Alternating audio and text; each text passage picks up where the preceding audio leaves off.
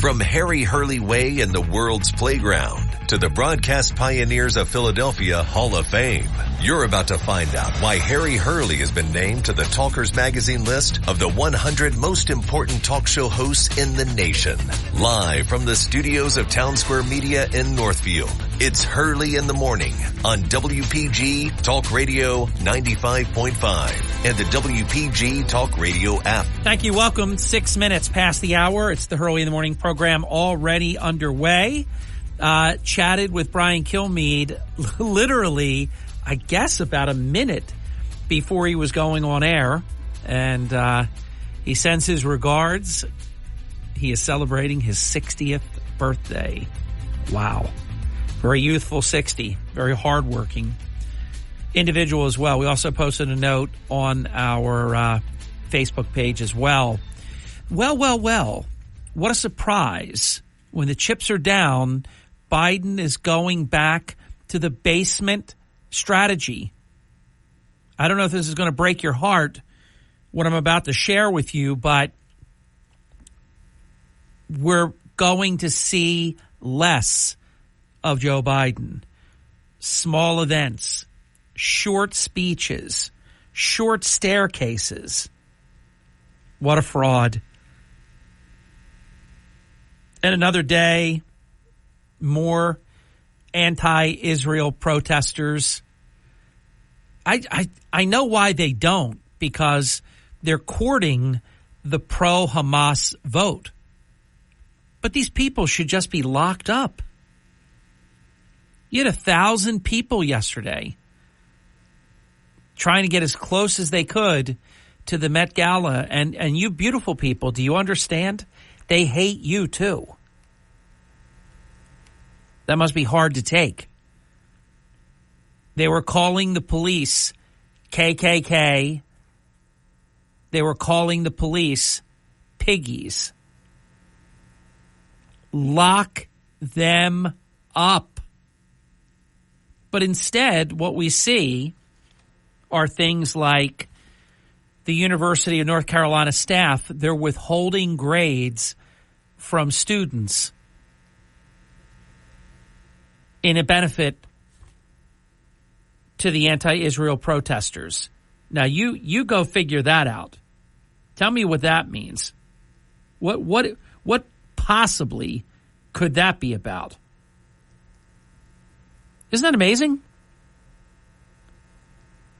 The University of North Carolina staff, they're withholding grades for all students until anti-Israel protesters are unsuspended. Can you believe these people? They were breaking laws. Then you have Columbia University. They've canceled graduation. So you think about those poor people. If you hit it perfect under the age of the Socialist Democrats, they shut down the country.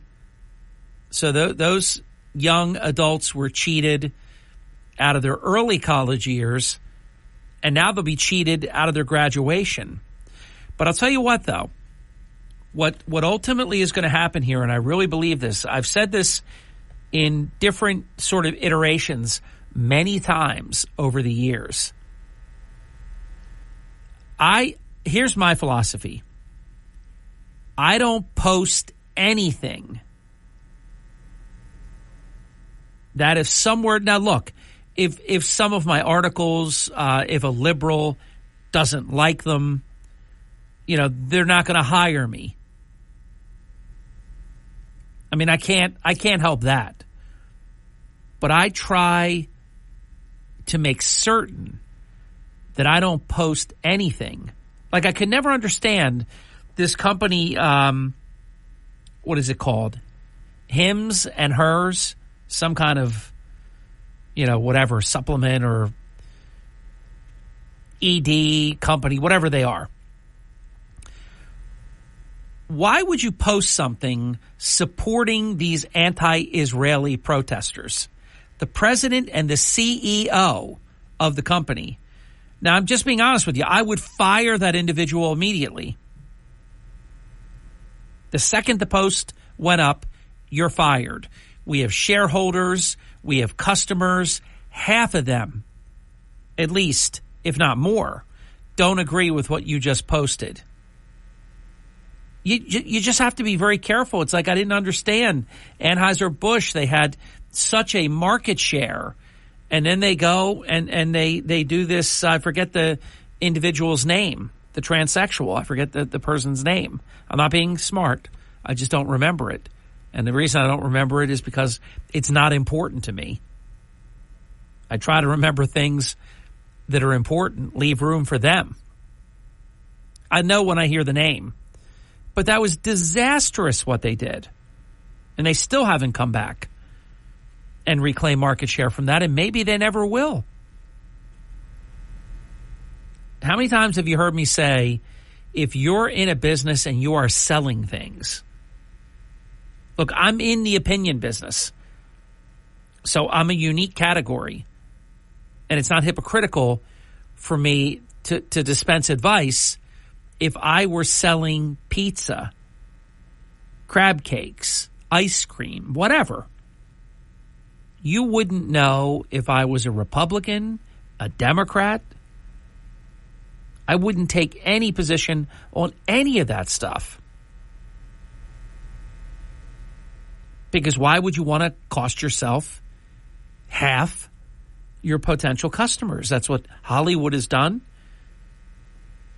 That's what crazy newspapers and magazines that routinely bankrupt themselves because of their one-sided ideology. Look, if you take a position, we're the conservative maker of flags or whatever, you know what your market share is going to be. You know, I meant to mention this. I personally... And this is I'm not repping for them. I personally purchase from a company called Allegiance. I love the company. Their product is great. It's all stitched. It's all made right here in America. I'm telling you right now, and I think they do it on purpose. Go look at some of those Chinese flags that most people buy. They're crappy made. And many times they don't even have 50 stars or the right number of bars. It's terrible. I've been meaning to say this for about a week. When you're buying an American flag, buy American. I fly the flag every day. And the flag that we purchase, and I have a backup, I usually have the one that's up because you never know what can happen. And then I have the backup. Then when I put that one up, I order the next backup. But I love the Allegiance flag. The stars are stitched. It's just really, really well made. Reinforced grommets. I wanted to say that so bad. I wanted to say grommets. And reinforced just takes it over the top. Somebody texted me the name. I'm not saying it. I knew the name. I'm not saying it. I'm not saying Dylan Mulvaney. I won't say it. You just did. No, I didn't. I'll be like Biden. I didn't say it. Basement strategy. Hey, early in the morning from the basement. We're going to give you less. We're going small. Short speeches. It's crazy, isn't it? And here's Donald Trump out there just mopping up the floor with Joe Biden. That's why they keep coming up with fake polls. Hey, let's go poll unlikely voters from some other country. Not even unlikely voters. Persons, adults. It's awful. Absolutely awful. When we come back, I'm going to share something with you that honestly, in this election cycle, I never thought that I would be able to say what I'm going to say. It is about two different factions of the electorate. And usually one would go to Trump and one would go to the Democrat, whether it was Hillary in 2016, Joe Biden in 2020, or what I would have expected in 2024. But there is something going on that is truly historic. Coming up, a very busy program. Kirk Conover in the 7 o'clock hour. Chuck Malamut, all about your financial matters in the 8 o'clock hour. Let me see if there's any big indice or something reporting today. Let's see. I don't see it. I love it when we're able to report, whether it's GDP or some of the other numbers, and boy, they haven't been good lately. Not at all. I mean, there's first quarter earnings updates and things like that Chuck will do, but I don't see anything by way of GDP or anything like that. All right, let's get the break in. It's 17 minutes past the hour. We'll be right back. And I'm telling you, I'm not overstating the case. I am shocked. Did he say shocked? Shocked. Dr. Shocked over what I'm about to share with you. I didn't think it could happen.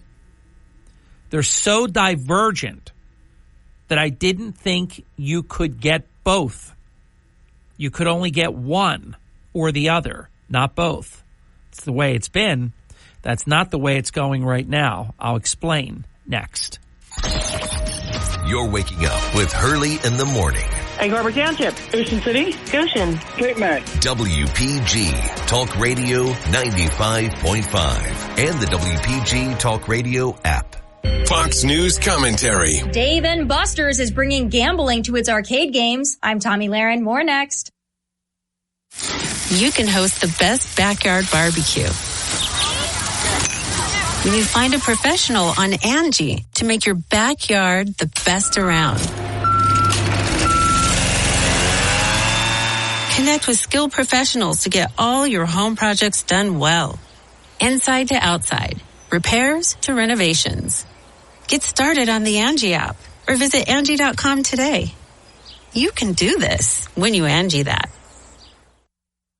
Sports betting is really hot right now, and Dave & Buster's is getting in on that action. The arcade/sports bar/restaurant chain partnered with a game software brand and will soon allow guests to place bets through its app on games like Skee-Ball, Pop-A-Shot, and more. Arcade users in all 223 locations will soon be able to compete against one another and earn rewards and exclusive perks in the process. Now, some critics of this feature say it will only entice young people to develop unhealthy gambling habits or exacerbate the temptation for those who already have a gambling problem, and that might be true, but there is no doubt Dave & Buster's is seeing the dollar signs and the undeniable pull of the multi-billion-dollar sports betting industry. Folks, this trend isn't going away, and it's business savvy for Dave & Buster's to get in on that action. Interactivity is the wave of the future, and it'll certainly make arcade night more fun. I'm Tommy Lahren. WPG Talk Radio 95.5. For complete contest rules, visit WPGTalkRadio.com. Starting your day the right way with Hurley in the morning. Honesty and transparency, is not afraid to get down and dirty and really just tell me the truth. WPG Talk Radio 95.5.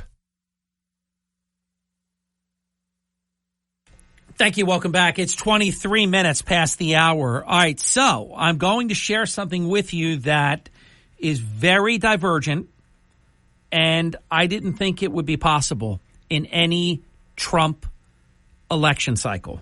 And there's been now 3. We're in the midst of the 3rd.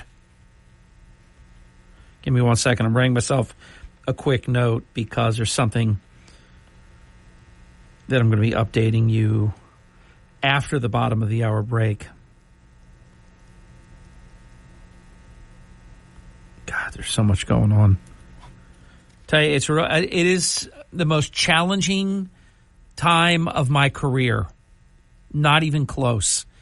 I mean, there is so much that's going on, and I'm a very good multitasker. I'm proud of my ability to multitask. I've always had jobs where I have to multitask, and I'm having a hard time keeping up. Then you throw in that there's a lot of things that we're working on. Our 17th annual charity golf tournament, our 16th annual charity dinner. We're working on all of these things at the same time. I have 3 rather prominent roles in Talkers New York that's coming up exactly a month from now. I'm working on that. We make a charity donation, which involves some work that I have to do on that. We're working on that. And then, of course, what we do every single day in terms of our on-air presence, our very active digital presence, and of course, the work that we do. And I've got more dates filling in for Fox News Radio nationally. I mean, I think I've been teasing you. I'm trying to slow down, and nothing will let me. It's just too much. It is literally the cornucopia buffet. So here's the thing I teased right before the break. All right, Donald Trump is beating Joe Biden with, I'm just going to use this term, don't take it off-putting. You just have to verbalize it and make it listenable and understandable. So I'm going to say a term that I'm not putting anybody down. I'm not looking at it like, anybody's stupid or anything like that. Donald Trump beats Joe Biden with uneducated voters.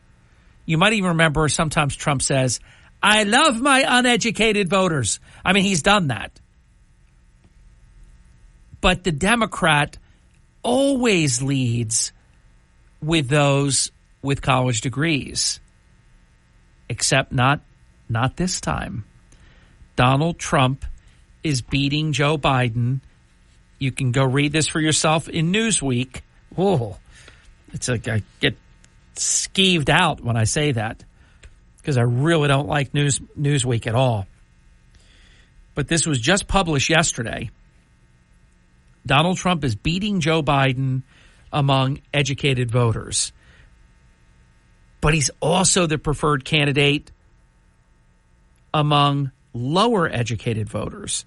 So he is the favorite. He's the leading preferred candidate with higher educated voters, and he's the leading preferred candidate with lower educated voters. I'm not aware of that ever. I mean, it's amazing. This was nearly 1,000 likely voters that found that Trump, quote, the presumptive 2024 Republican nominee, is leading Biden in a head-to-head presidential race by 5.4%. That is such a blowout by today's standards. 53% to 47%. It's really 6 points.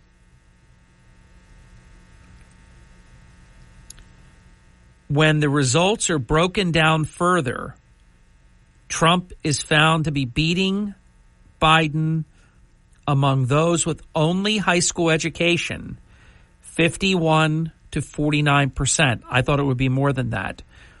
As well as those with some college, 54 to 46, and with college graduates, 53 to 47.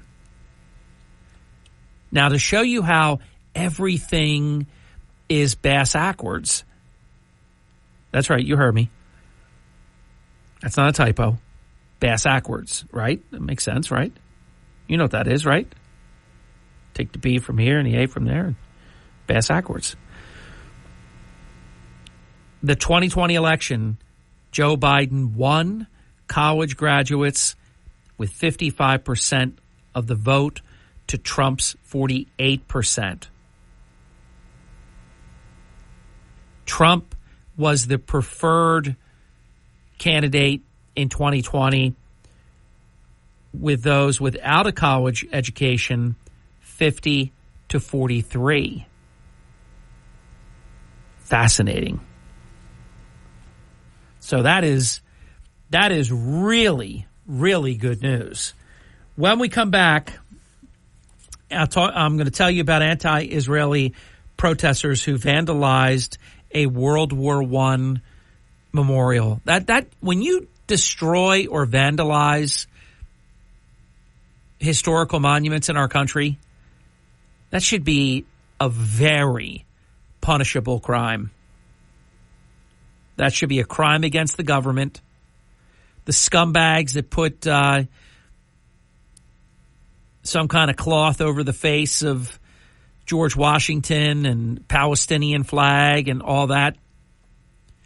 But also, that you could take the cloth off. This was vandalizing. And that should be, but of course with the Socialist Democrats pandering to their pro-Hamas wing of the party, no, they can't do anything about any of this. This is the Town Square, New Jersey Info and Weather Network. Thank you. It's Harry Hurley. I have 3 stories that you can follow on our WPG Talk Radio 95.5 app. I am calling for an expansion of the Atlantic City Mayor's criminal probe after the tort claim notice from a child at the Atlantic City Alternative School. Alert, the Atlantic City Police Department are looking for 2 shooters. You can read about that. And we owe our nurses so very much. It's National Nurses Week. Please read my article. It was fun and it was an... From the Town Square, New Jersey Info and Weather Network, I'm Chief Meteorologist Dan Zarrow. Most of today will be a beautiful weather day. We do have some fog and showers around South Jersey this morning. Then clouds will give way to sunshine by this afternoon. High temperature around 74 degrees. Increasing clouds tonight with rain possible after midnight, low 61. Scattered showers and thunderstorms linger through tomorrow morning, then partly sunny and very warm. Tomorrow's high, 82. Get weather 24/7 wherever you are. Download our free mobile app today. This is an important safety. You're listening to Hurley in the Morning on South Jersey's talk station, WPG Talk Radio 95.5 and the WPG Talk Radio app. Hurley in the Morning. It's breaking news that I can trust. WPG Talk Radio 95.5. Thank you. Welcome back. 34 minutes past the hour. Anti-Israeli protesters, about 1,000 of them last night. I'm not saying all 1,000 did this, but there were 1,000 of them. And some of the protesters vandalized a World War I memorial, burned the American flag,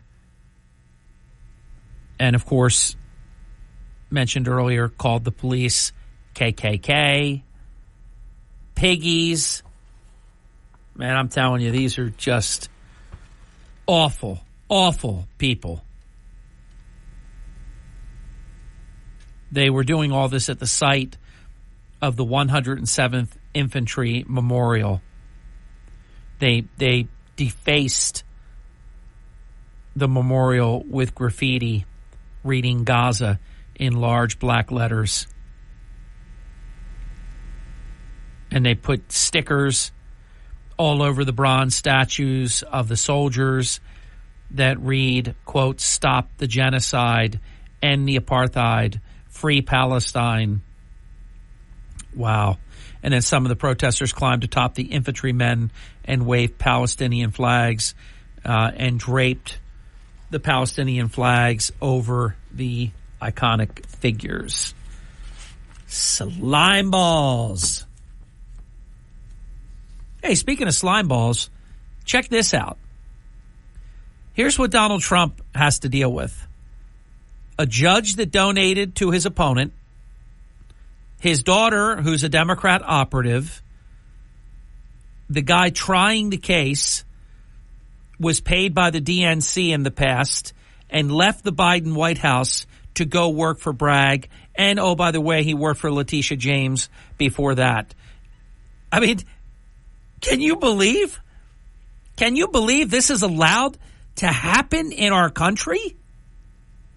And then, of course, you have nowhere to turn because normally, and I've heard different people speak very eloquently about this, usually the Department of Justice would move in and they would get the matter completely thrown out. Like, what are you doing? You can't charge a federal crime in your lower court. And we already reviewed this matter. And there's no there. But because they're in on it, I'll tell you, something, when this is all over, something has to be done about this. This cannot be allowed to continue, or we lose our country. When you hear the term lawfare, this is what they're talking about. Trumped up charges that aren't real, fake cases, charge you 34 times, just hoping that they can trick a jury or that they pick the right jury, and then they convict the president of a crime. This is terrifying. And Trump fist pumped in the courtroom, and the graphic artist, that's what the graphic artist drew of it. And the Democrat media went absolutely bananas. It's so funny how when it suits them, they give him such power, and then when it suits them, they'll say he has no power. They're really completely inconsistent, disjointed, hypocritical, whatever you want to call it. Gallup poll. Every day we come bearing new polling data. Ready? Only 38% of United States adults, because they didn't poll even registered voters. They didn't poll unlikely voters. They didn't even poll voters, let alone likely voters. Just adults. That's the way we like it. But they still can't get Biden good numbers. Only 38% of U.S. adults said they have a great deal or a fair amount of confidence in Joe Biden to carry out the right steps regarding our national economy. Nearly 50%. And remember, the liars who lie about lying infect these types of polls. So Trump is way ahead of Biden. Yeah, it's pretty interesting because I never thought that Biden ever should have had a credible rating in terms of managing the economy. But in 2022, he was at 57%. And during 2022, he fell to 40%. Now he's at 38%. And only about 33% have any confidence in Biden at all. So there you have it. And this is why the Democrats, they're not in the business of running campaigns anymore. That's why Biden can be in the basement and not run a campaign, short speeches, small events, very little schedule, because they have an operation that gets ballots.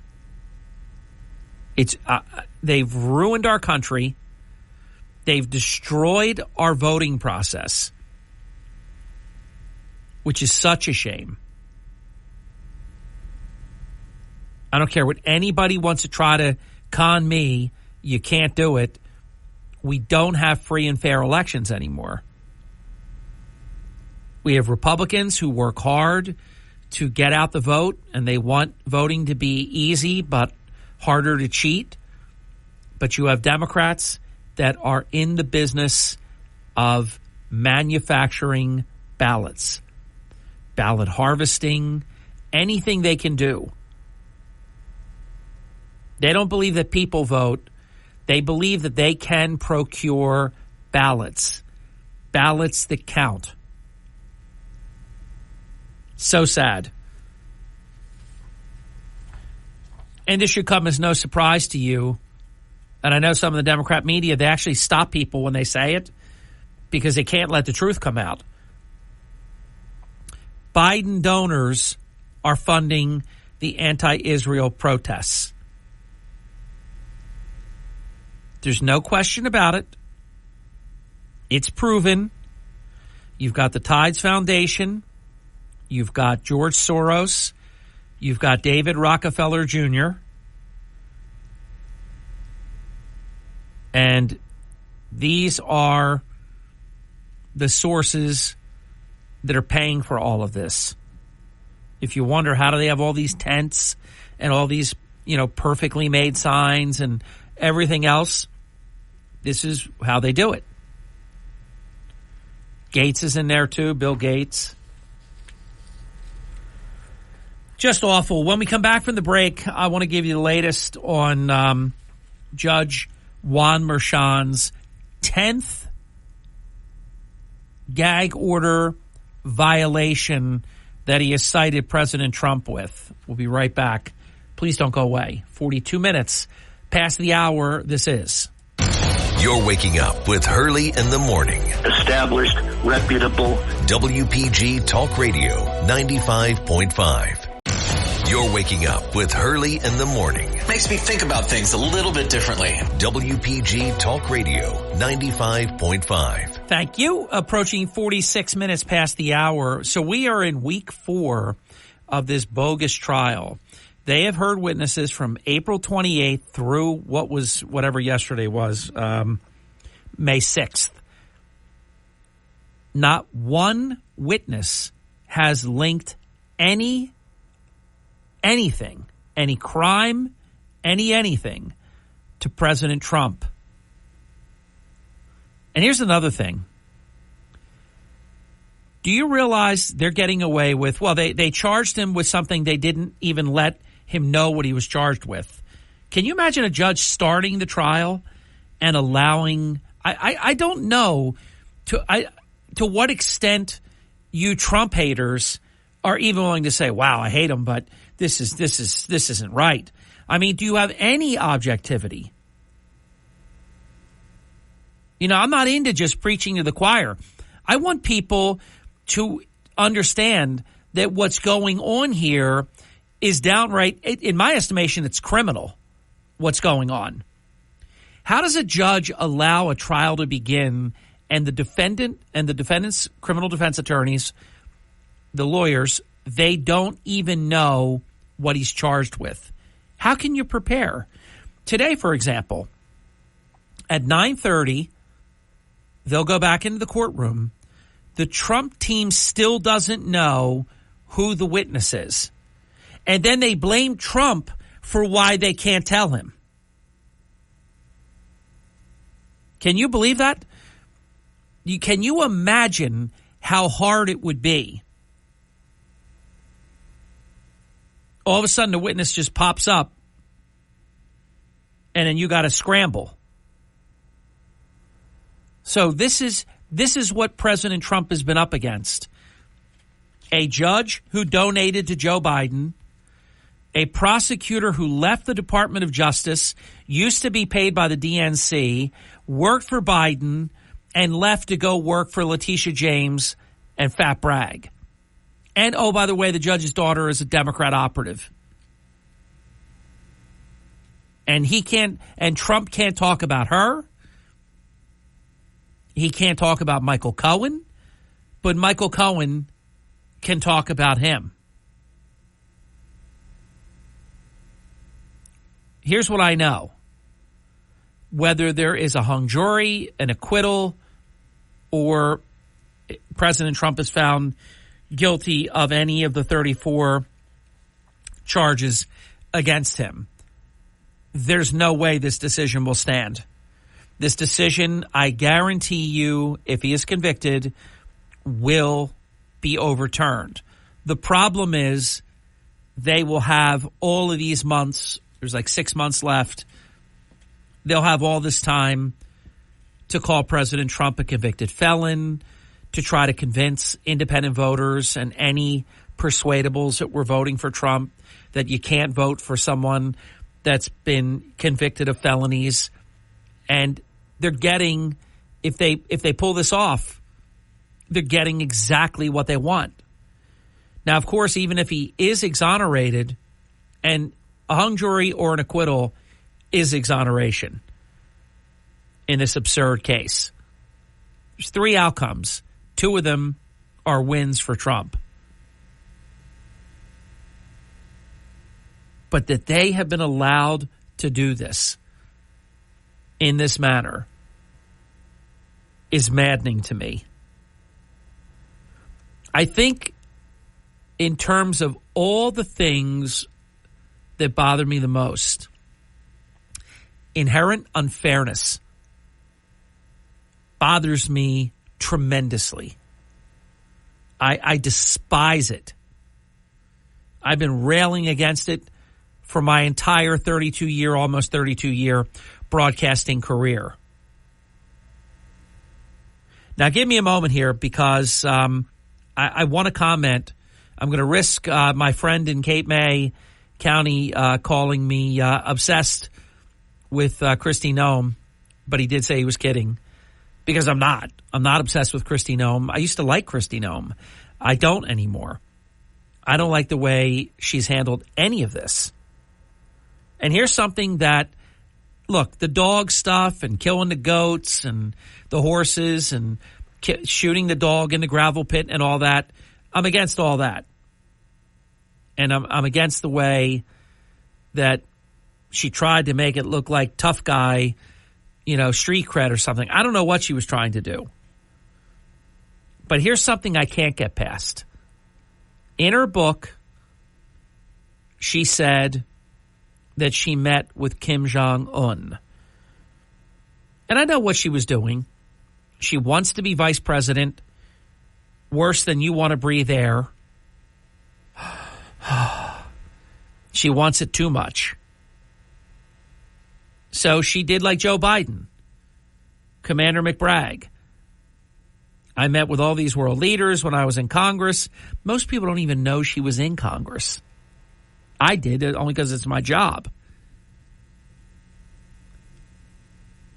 But this is the part I can't get past. She says she met with Kim Jong-un. She did not. Now, you would know, unless you're Joe Biden and you don't know your name or that you're president. And she doesn't have any mental acuity problem that I can see. You would know if you met with Kim Jong-un. She tried to explain it away that she met with a lot of world leaders and wouldn't answer the question about Kim Jong-un. But here's the stubborn and persistent part of this, the problem I have with it. She read, I don't know if you're aware of this, and not everyone does it, but many authors have the book itself, maybe an online edition that you could download and read and or print, and they have the audio version where the author, it's not some narrator, the author reads the book. So when she read the book for the recording, she blamed it on the publisher, but she read the book for the audio version. How do you explain that away? The moment she read that, she said, whoa, wait a minute. No, I didn't meet with Kim Jong-un. I met with a lot of world leaders, but I did not meet with Kim Jong-un. This, I can't get past. It's a blatant lie that has to be for resume enhancement. What I'm trying to say is she's really, really, really, really, really, really, really disqualified with me. And there's a reason that she was not in that photo at Mar-a-Lago this past weekend. It's like, hey, you can come to the event, but you got to get out of there early and you won't be in the photo. Do you think she would have been at the event and, I just have so many things to do. I have to leave early, won't be there for the photo. Now, of course, they could have taken the photo at any time. Oh, you had to leave early? Well, let's get the photo. You ever do that? You ever at an event and you have to leave? Hey, I got to leave. Oh, let's get a photo before you leave. Let's get everybody together. You know what I'm talking about. They didn't want her in the photo. She wasn't allowed in the photo because she is persona non grata. Now, it's a little cute. You can come to the event, but we're getting everybody up on the stage and you won't be able to be there. We'll allow it that you'll still be on the list when the media covers, short list of potential VPs. But I'm sure she knows. Now, one caveat. If ever there is a person that would look past certain things where most conventional people would not, it would be Trump. But I don't think so on this occasion. She's not that strong. She doesn't really bring a lot. Trump has the state won. It's 3 electoral votes. He's going to get them. It just doesn't make sense. The whole campaign, the media will be talking. You'll have PETA at every event. She's done. She may win in North Dakota, or South Dakota, rather, but she's done. And I don't think she's just done. Look, Biden, plagiarist, had to leave the presidential campaign trail, and look, he got to come back another day. He shouldn't have been able to. He should have been disqualified. But this is something that the opposition, and the opposition is fierce, they can run that really hard against you. So look, if you decide you want to run for president in 3 years, 4 years, you can go through that whole exercise. But I don't think anybody's picking her to be on the national ticket. And one thing I will say, I don't follow a pack. I'm not ever part of an echo chamber. I am many times a contrarian like Chuck Malamud.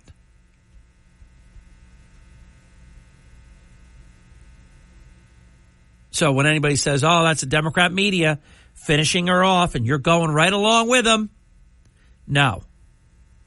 These are my own observations, nothing to do with what anybody else has to say about it. I am so turned off by Kristi Noem that I can't even tell you stronger. I hate her commercials. Hi, look at me. I'm a plumber. Hi, look at me. I'm a house builder. Hey, look at me. I'm a doctor. No, you're not. And I resent when taxpayer dollars are spent to further the self-interests of a politician. I hate it. Hi, look at me. Come to South Carolina. We won't tax your pants off. Hi, look at me. Oh, that's a skylight now. I'm going to build a house. I made a hole in the roof, but it's okay. It's a skylight. Vote for me. So bad. Just awful. She's finished. And she did it herself. That's the amazing thing. Someday, maybe she'll explain why all that was in the book like that, including Kim Jong-un. What do you do that for? It's kind of vexing. I'm just perplexed by it. Well. Check this one out. The new go broke dates for Medicare and Social Security have been pushed back. Now, pushed back is, here we are, the Medicare's go broke date for its hospital insurance trust fund was pushed back 5 years to 2036 in the latest report. When you say push back, that doesn't mean It's really clumsy language how they do it, to be honest. I would word it differently because I think you might think that means it's sooner, but it's actually been 5 additional years have been added. It's just a clumsy way that they refer to that. And Social Security trust funds will be unable to pay full benefits beginning in 2035. Previously, it was 2034. WPGG Atlantic City, WENJ HD3 Millville, a Town Square media station. Everything you need to know in 6 minutes starts now. From Harry Hurley Way in the world's playground to the broadcast pioneers of Philadelphia Hall of Fame, you're about to find out why Harry Hurley has been named to the Talkers Magazine list of the 100 most important talk show hosts in the nation. Bravo. Live from the studios of Town Square Media in Northfield. Two-finger clap. It's Yay. Hurley in the Morning on WPG Talk Radio 95.5 and the WPG Talk Radio app. Yep. Two-finger golf clap right there in honor of the 17th annual Hurley in the Morning Charity Golf Open. Learned and confirmed. I think it's 2 of my better ideas ever. Maybe best ideas ever. The longest drive, which I think is the 16th hole. I'm going to write that down or bring my files in and be able to absolutely refer to it. But we have a longest drive competition, and we have a closest to the pin competition. The longest drive competition is being named. It never had a name before other than longest drive competition. Will be named the Frank Campo Memorial Longest Drive Competition. We're going to have a beautiful sign out there right at the tee box. And for the closest to the pin, I made this announcement a week or 2 ago upon the passing of, lost 2 really good friends in 2 weeks. Joe Pellegrino, the legendary Delaware Valley sports director, sports anchor. He will have his name on the closest to the pin, which is a competition that he won several years ago at the Hurley in the Morning Charity Golf Open, which is set for Thursday, June 20, 8 a.m. breakfast registration hour, 9 a.m. shotgun start. Golf, breakfast before golf at the registration, and then a wonderful lunch thereafter, and still everybody gets out at a reasonable time in the afternoon. We have right now, and we're a full, nearly 6 weeks out. We have 24 foursomes confirmed. One of them is the Shore Agency foursome, who have, by the way, been champions of the event. And, wow, close runner-up. 1 year, excruciating. I think it went to the 3rd tiebreaker. It was just so close. It's always pretty close. I can't remember a time where anyone really runs away with it. It's usually a 1-stroke difference or even a tiebreaker, match of cards. They've been right in the thick of it. We're going to have 31 foursomes max. We will not have any foursomes or second foursomes on any of the par 3 holes. And right now, I think we're sold out. It's just a matter of my tracking down the 6 or 7 that I haven't heard from. I mean, it's people like Senator Testa. I just haven't, got a confirmation yet on his foursome, and a handful of others. But it is, already, to be honest with you, already at 24 foursomes, that's a beautiful event right there. Kirk joins the program. Hello, Kirk. Good morning, Harry. Are you looking forward to Thursday, June 20th? Absolutely. Every year. I hope we have our similar good weather. That would just be fantastic. Well, even the 1 year the weather was shaky, the storm split in half and missed the golf course. I know. It was 100% that we were going to get rained out. 100%. and it didn't happen. My favorite, though, I have to say, because, I didn't want to move from Friday to Thursday, but we had no choice.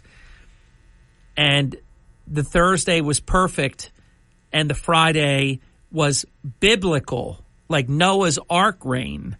That was amazing. That's my favorite. Yep.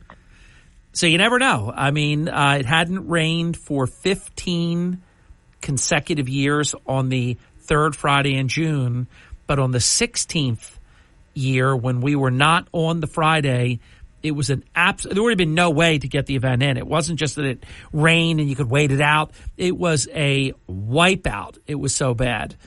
But, of course, we had it the day before, and it was sunny, beautiful, light wind, sunny, perfect. And, things just have a tendency of working out. Well, when you're doing good work, that's the way it happens. My man. I do want to get an update from you. I know you're following it. This trial in New York City bothers me to no end, because you know me for a long, long time. I hate unfairness. A judge that's contributed to Biden, his daughter is a Democrat operative. Colangelo left the Department of Justice to go do this case. Like, who does that? Paid by the DNC in the past. He's worked for Letitia James and now Bragg. This is so outrageous. I literally can't stand it, Kirk. I'm with you on that. The witness, the fact they won't reveal the witnesses, that was always the criticism of law shows on television was that, Matlock or, Ironside or whatever, they would bring in these witnesses unannounced and shake up the whole courtroom. And that was like the whole criticism of those fictional programs was that never happens in real life. Yeah, well, it does now. Literally at 9:30 this morning, the president's team doesn't know who the witness is. How can you fairly prepare? And, of course, they blame Trump for why this is allowed, because he's going to smear the witnesses and threaten them. And so they blame Trump for why they are allowed to be unfair to Trump.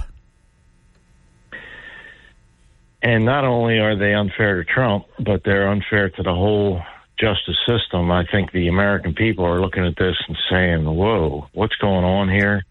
How can this happen in this country? It's obviously a political persecution, and it's bad for the whole justice system in general. I mean, people are losing faith in it when they see this day after day, the slant, the tilt. And every time, what I find amusing, if you can be amused by something like this, is the prosecution witnesses are undermining the prosecution case. Oh, every single one of them. And we're 4 weeks into this trial now, which they said was going to be a 6-week trial, but I don't believe that. I think their goal is to just keep it going for a little bit, because you're keeping Trump off of the trail. You think about it. If you could keep him off the trail for 8 months, that's like 2 months of the final 6 months that you have. I mean, that is regardless of whether it's a exoneration, hung jury, which is an exoneration, or he's convicted. That is a lot of damage. Now, Trump has found a way to actually maximize it. Visiting the fire department with pizza, going to the bodega, 4 more years, chance. He's done the best he can, but that's only because he is creative and he's relentless. And, of course, that means he has to work 7 days a week, which he does anyhow, because the only days that he's unencumbered are Wednesdays, Saturdays, and Sundays. And, of course, this Saturday, we're going to see the president in Wildwood. Yeah, and that's the whole goal. They want to keep them off the trail. They want to tie them up. They want to try to bankrupt them. And that's, basically the dirty scheme that the Democrats want to stay in power. Let me ask you your odds, and then we'll go to the break. You don't have to assign a percentage. Just give us your narrative.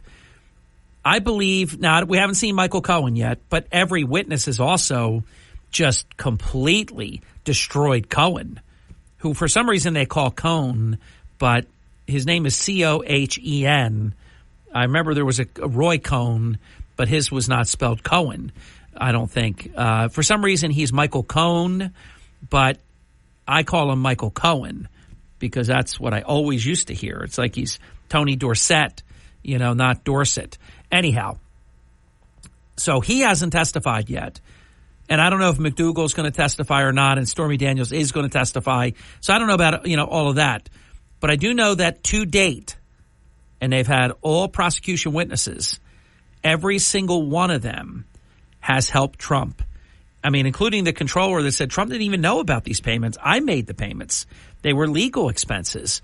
I mean, how in the world, other than jury nullification, if they are just 12 rabid Trump haters, how can Trump be convicted of intent when there's already beyond reasonable doubt that he didn't even know that the payments were made by other people to pay legal expenses?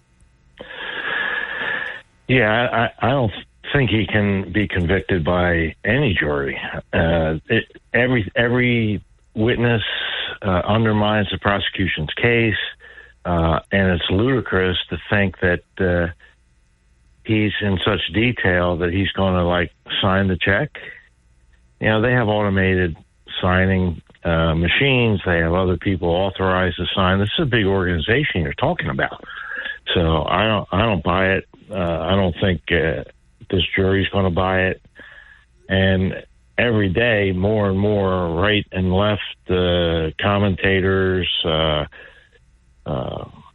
law experts are saying that this case is absolutely ludicrous, unless you're looking at, MSDNC over there.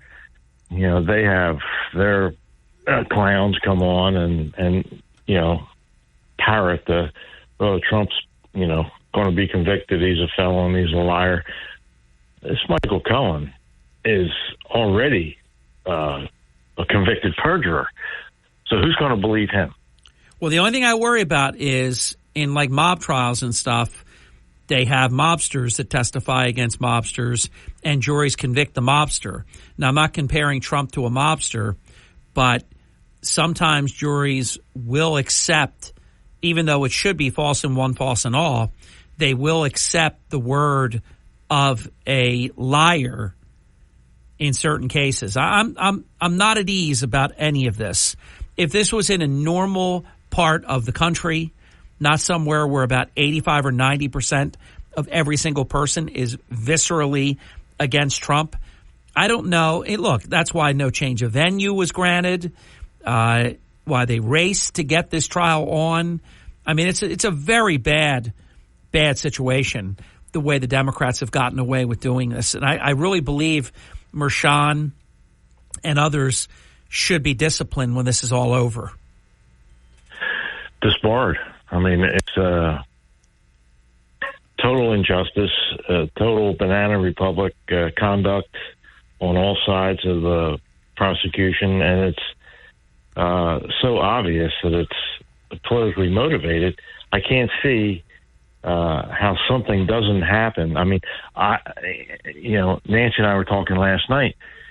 It's got to have. Why isn't the Supreme Court just barging in and saying this is wrong? Well, because they don't barge in, but who should barge in is the Justice Department. But because they're corrupt and they're all part of this, they're not doing it either. The Justice Department, I've heard really smart lawyers speak on this topic, Kirk. The Justice Department should have come in and said, you do not have the authority to do this.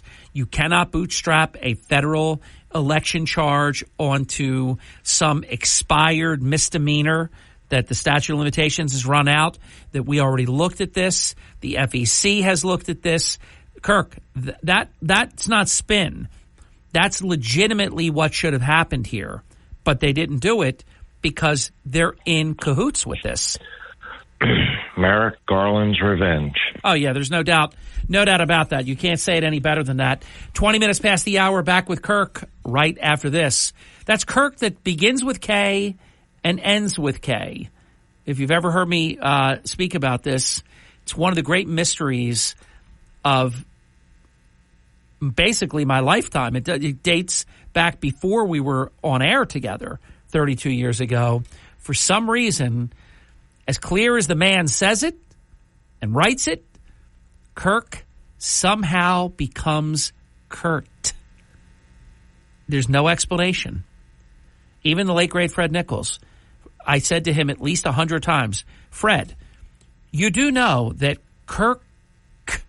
Kirk's name is Kirk, like Kirk Douglas. Nobody calls Kirk Douglas Kurt Douglas, I don't think, or did when he was alive. Fred would always say, and kind of laugh, he goes, I know. And they'd still call him Kurt. I'm mystified by it. And I said I was going to run a campaign to end it. It's got to be done. Hurley in the morning. They really do separate fact from fiction. WPG Talk Radio 95.5. Waking up on the right side. This is the Sean Hannity Morning Minute. They even give a shout out to the New York Times and their editors slamming the Biden White House for whining about the press. They want to be covered by Pravda. He can't keep up the rigors of running for president. You know, it's one of the reasons Joe Biden, he's no longer can go up the big boy stairs on Air Force One. So they put him on the little boy stairs with Secret Service agents following him up the stairs in case he falls flat on his face on the little boy stairs. That's why now they won't let him walk to Marine One because he looks so old and frail and looks like he's about to fall over. I mean, it's pretty unbelievable. But you're going to tell us, quality over quantity? So he's going to give short speeches. I just want to say, vote for me. Bye. See you later. From coast to coast, from sea to shining sea, it's the Sean Hannity Show. Joe Biden wants you taxed to the brink, under the thumb of the IRS, and controlled with a digital dollar. That's why thousands of hardworking, patriotic Americans are opting out by diversifying their savings with precious metals like gold and silver. And guess what? Sean Hannity is doing the same. He's been purchasing precious metals like gold and silver from the top-rated company, Goldco. Goldco is a 7-time Inc. 5000 winner, #1 rated gold IRA company with over 5,000 5-star reviews. And they've placed over $2 billion in precious metal sales for people just like you. Right now, they're offering up to $10,000 in bonus silver while supplies last. That's right, up to $10,000 in bonus silver, but only while supplies last. So if you're looking to diversify your savings, call Goldco at 855-815-GOLD to learn how you could get started today. Tell them Hannity sent you and see if you qualify for up to $10,000 in bonus silver. Call Goldco at 855-815-GOLD. That's 855-815-GOLD. Enable our skill and tell your smart speaker, play WPG. You're listening to Hurley in the Morning. Egg Harbor Township. I'm from Margate. Listen at home or in the office on your smart speaker. Just say, play WPG. Brigantine. Cape May. Galloway. Hurley in the Morning on South Jersey's talk station, WPG Talk Radio 95.5. Thank you. Welcome back. 26 minutes past the hour, 40 minutes until Chuck Malamut, all about your financial matters. And we are visiting, as we do Tuesday mornings for many, many decades, with Kirk Conover. Kirk, I'm just curious. I know I've asked you this before, but I want our listeners to hear your guesstimate, your answer. What percentage of the time are you called, or it's written, Kurt? 50%. Oh my God, half the time. And you think about it. You're the chairman of the Freeholder Board, longtime freeholder before that. New Jersey assemblyman for multiple terms. And half the time. How did this happen? Like Don is Don Hurley. You know, I'm Harry. Nobody messes that up. I shouldn't say sometimes. Don went all through school and they always wanted to just change his name to Donald, which is not his name. Don was not expected. We're not that old, but believe it or not, my mother knew she was having twins, but until we were born, Dr. McGann said one big baby because the heartbeats were identical. He never heard more than one heartbeat, and in those days you didn't have the imaging and all that to show two people. So Harry was done. I was Gaunsville. My mother's father was Harry. My father's father was Harry. My uncle was Harry. So that was that. But 2 minutes later, here comes Don. And my father says, Don. He said, Don Hurley. Sounds like a star. Not Donald. Don.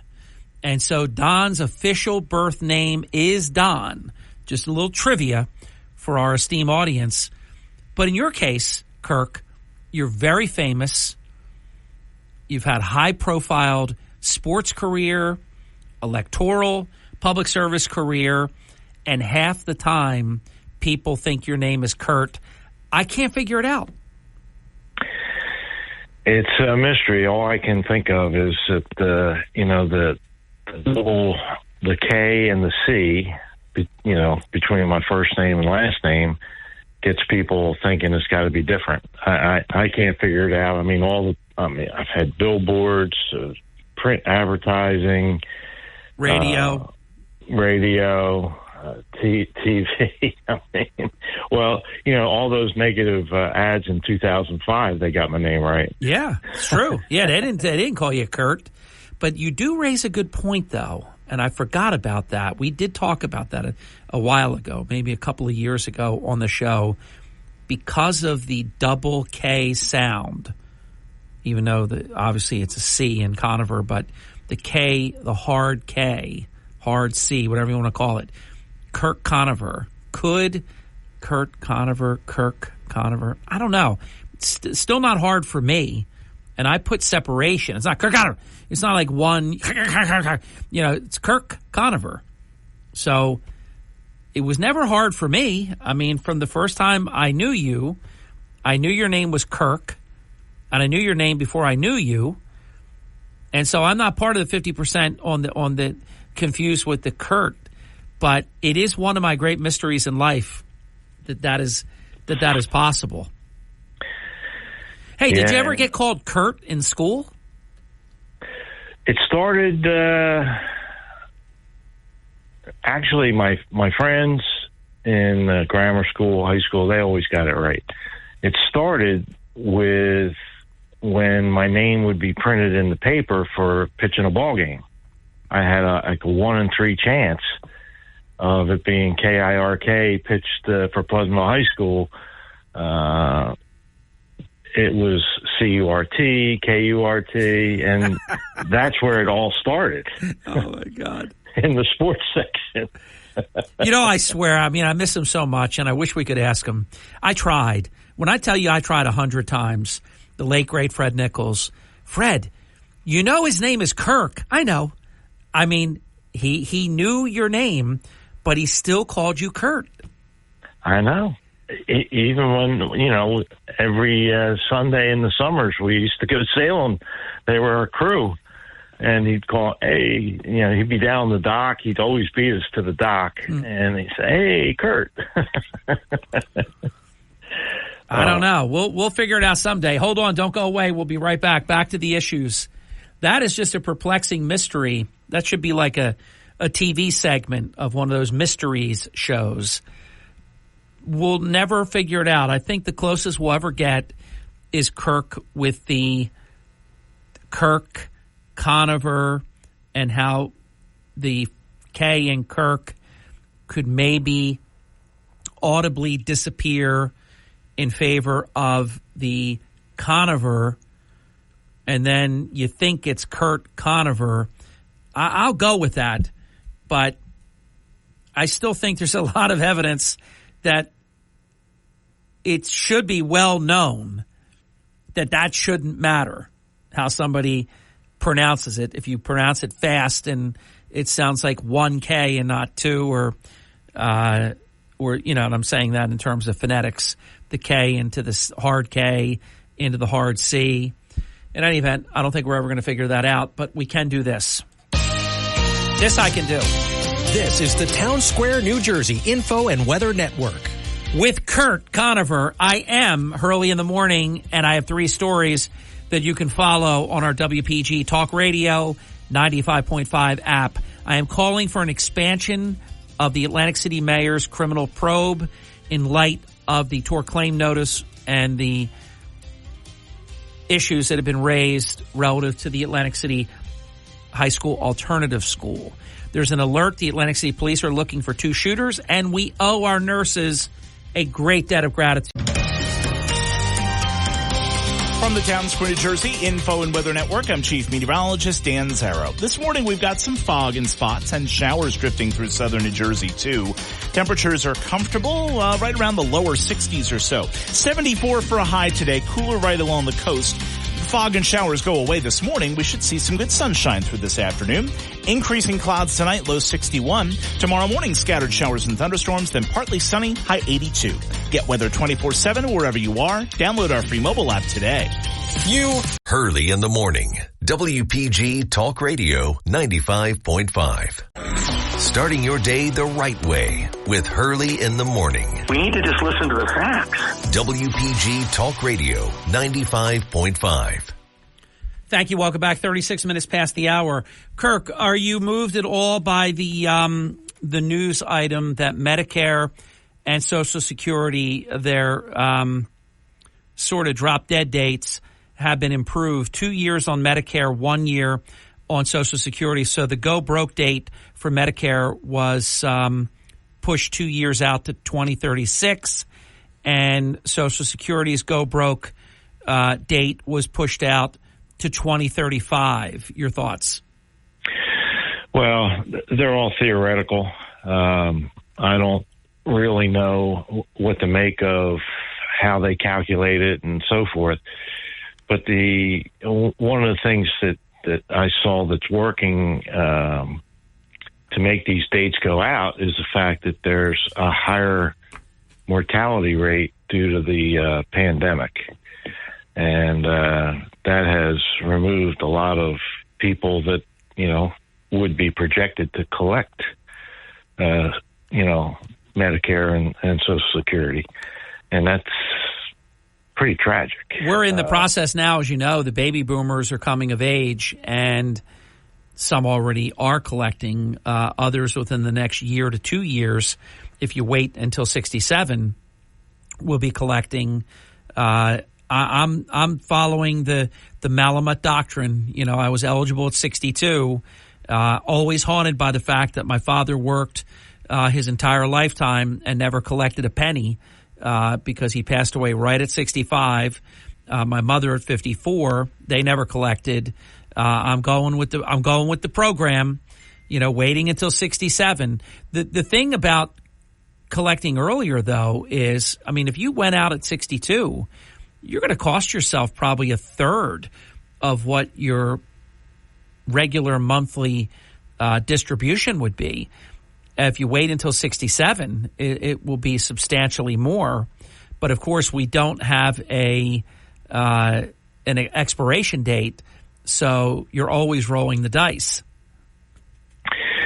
Yeah, another key thing is it increases 8% a year the longer you wait. So if you wait till 70, you'll have double the monthly benefit than at 62. Yeah, unless you die at 66 or 65. Yeah, and unfortunately with the COVID-19 pandemic, a lot of young people, went out of the system. Oh yeah. And that's what's driving the dates, is something I read about it. But the other intangible is the fact our national debt. How can you continue to roll up this huge national debt, and the interest now exceeds every expenditure of government, and meet your obligations for Social Security and Medicare? There's so many negative things going on, and unfortunately, the incoherent economic advisor to the Biden administration has no clue about economics, and their policies show it. Well, listen to this. 71 million people, and I'll say approximately 71 million people, that would be retirees, disabled, and children, currently receive Social Security benefits. So that's whatever I lose track if we're 350 million, 330 million, whatever we are, 300 and some million, 71 million collect Social Security. The commissioner of Social Security, I don't know if a lot of people know that, is Martin O'Malley, who's a former governor.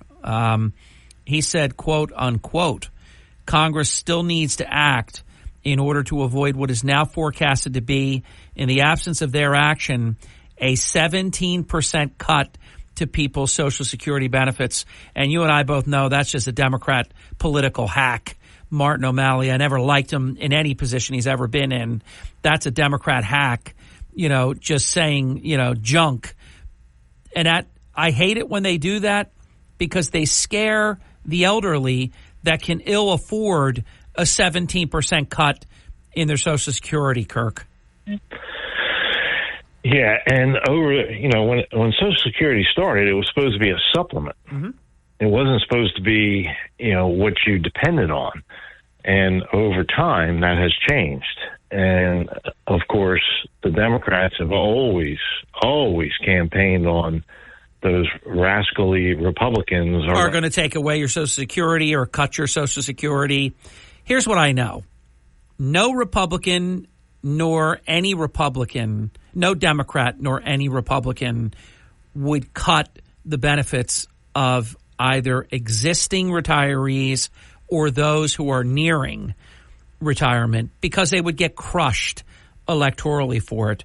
But at some point they're going to have to say, we've got to create a program much like what they do with the reverse mortgage, for example, that we'll be talking about tomorrow with John Walters. They're always tweaking that so that it will be here, in perpetuity going forward. It's a much different program than it was when President Reagan was in office, and you could get every bit of the equity that was in your home, and you took it in one lump sum, and there weren't any of the creative programs that they have now. So the program's actually been improved, and it's been improved in many ways, including its overall solvency.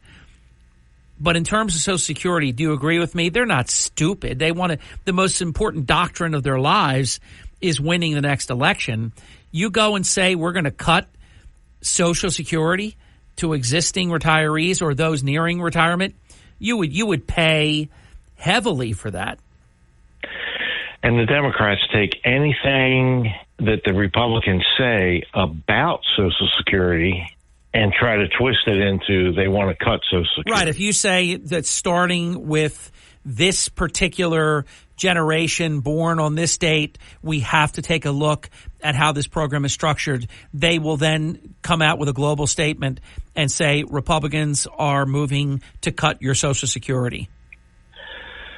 And that basically blocks off any type of creative solution. I always go back to Milton Friedman.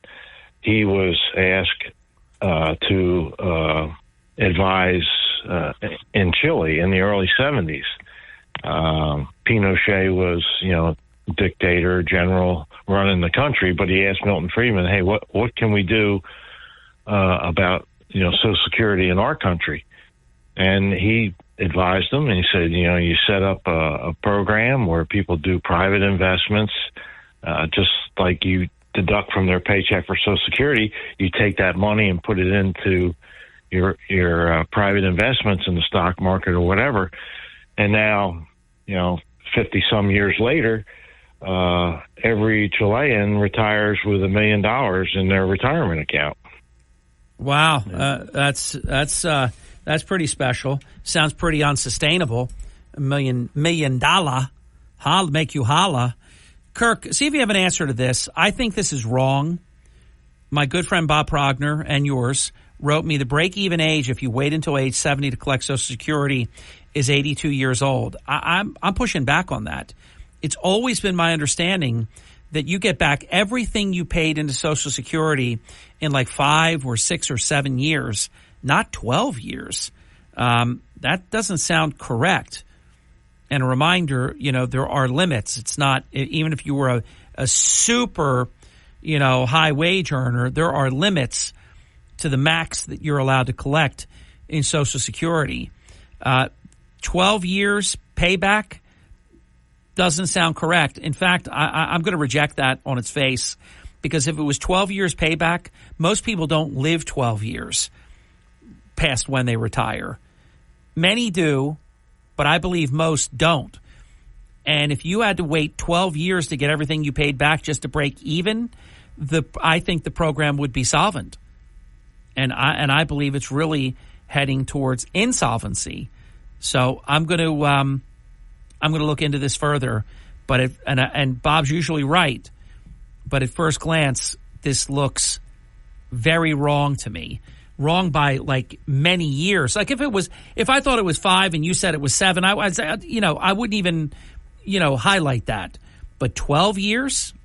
Wow. If that's the case, I have been really educated today.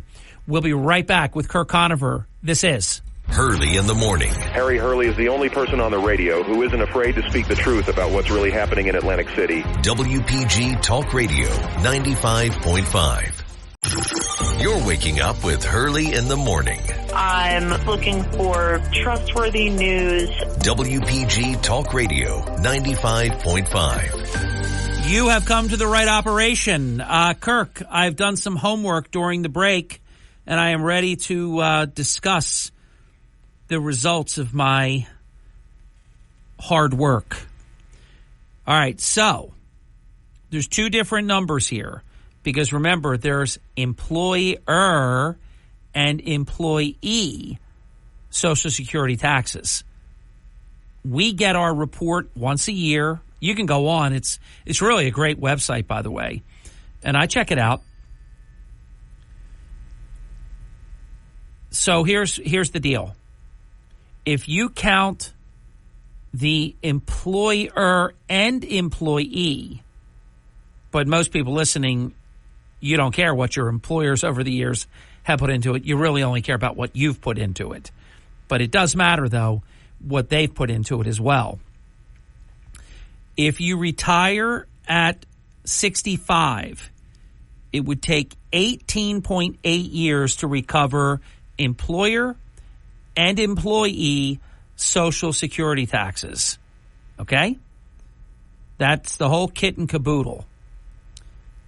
But if you wait until you're 70 to start taking benefits, you would recover everything that you put in at age 79. So 9 years, not 12, and not the 5 to 7 that I thought. But again, that I don't think I ever based it on waiting until 70, because keep in mind, even though you would take less benefit, and Bob points this out to me, and it is, I think it's a fair part of the equation, where I believe the answer that I just gave is correct, but I believe Bob's number is also correct. Because remember, you could retire at age, let me round numbers up. This is not perfect, and I don't have the website open at the moment, but I think the top that you can earn is about $4,000 right now. It's like $3,900 or close to $4,000. So if you could earn $4,000 a month at 67, what would you earn at 62? And the answer would be a lot less, like under $3,000. It'd be like $2,500 a month or something, substantially different. Now, if you're still working, you have the taxable issue as well.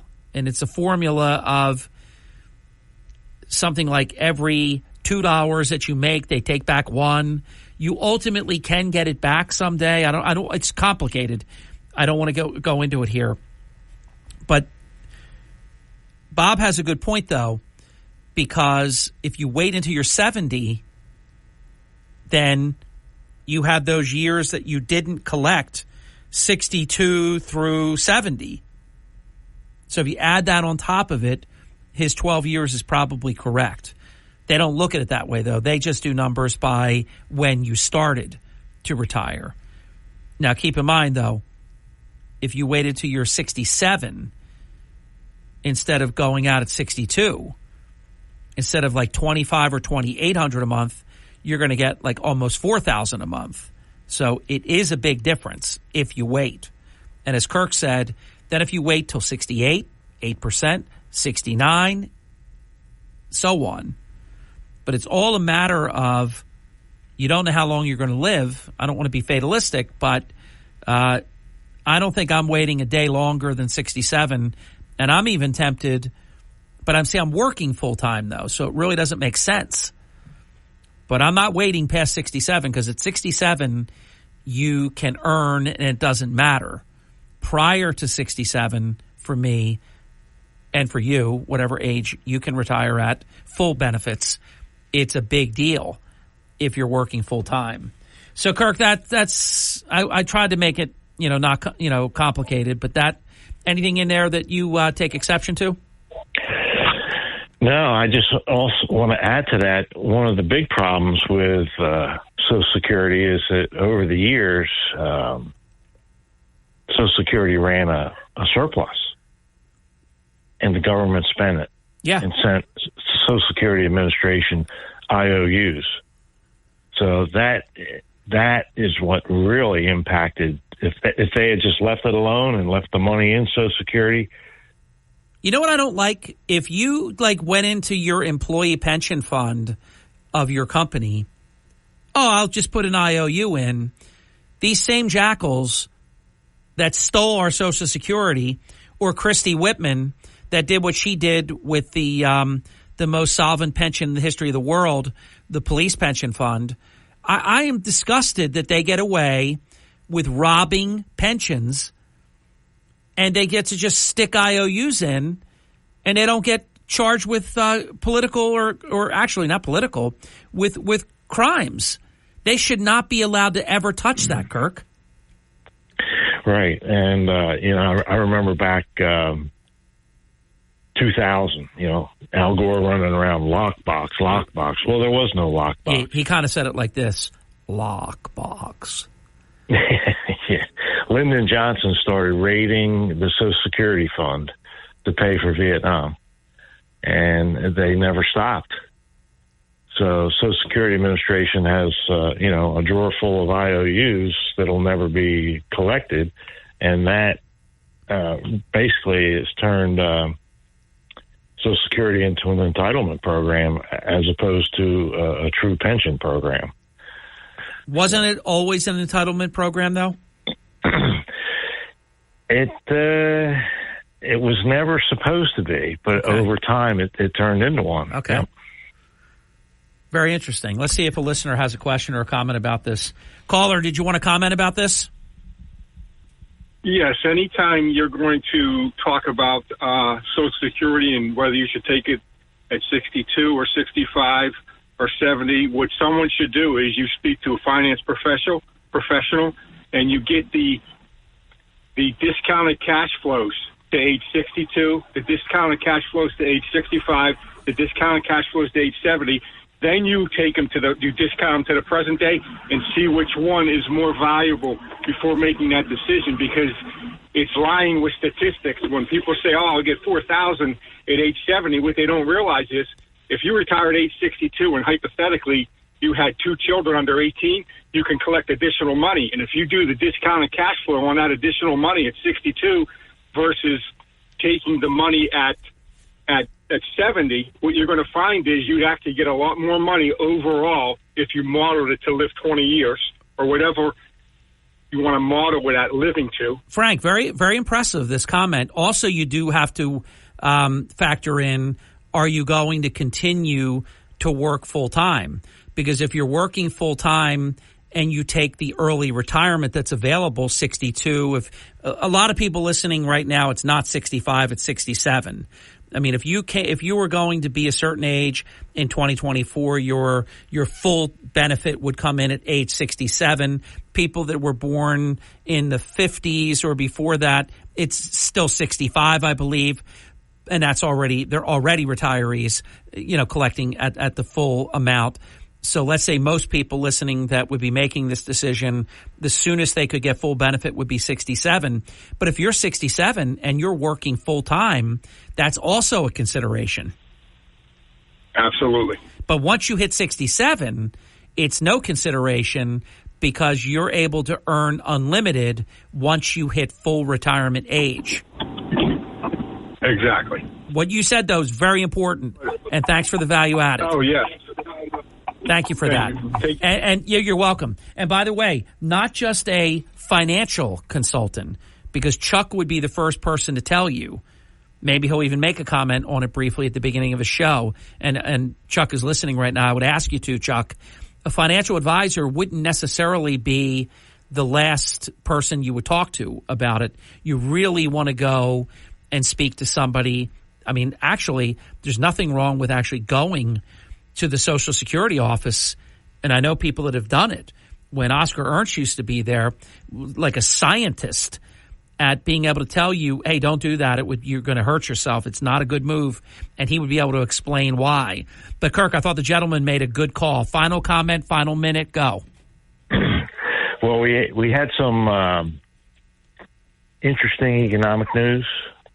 The job creation report came out. It was lower than expected. Yeah. But the most important thing there was all the so-called jobs created were in the service and health industries.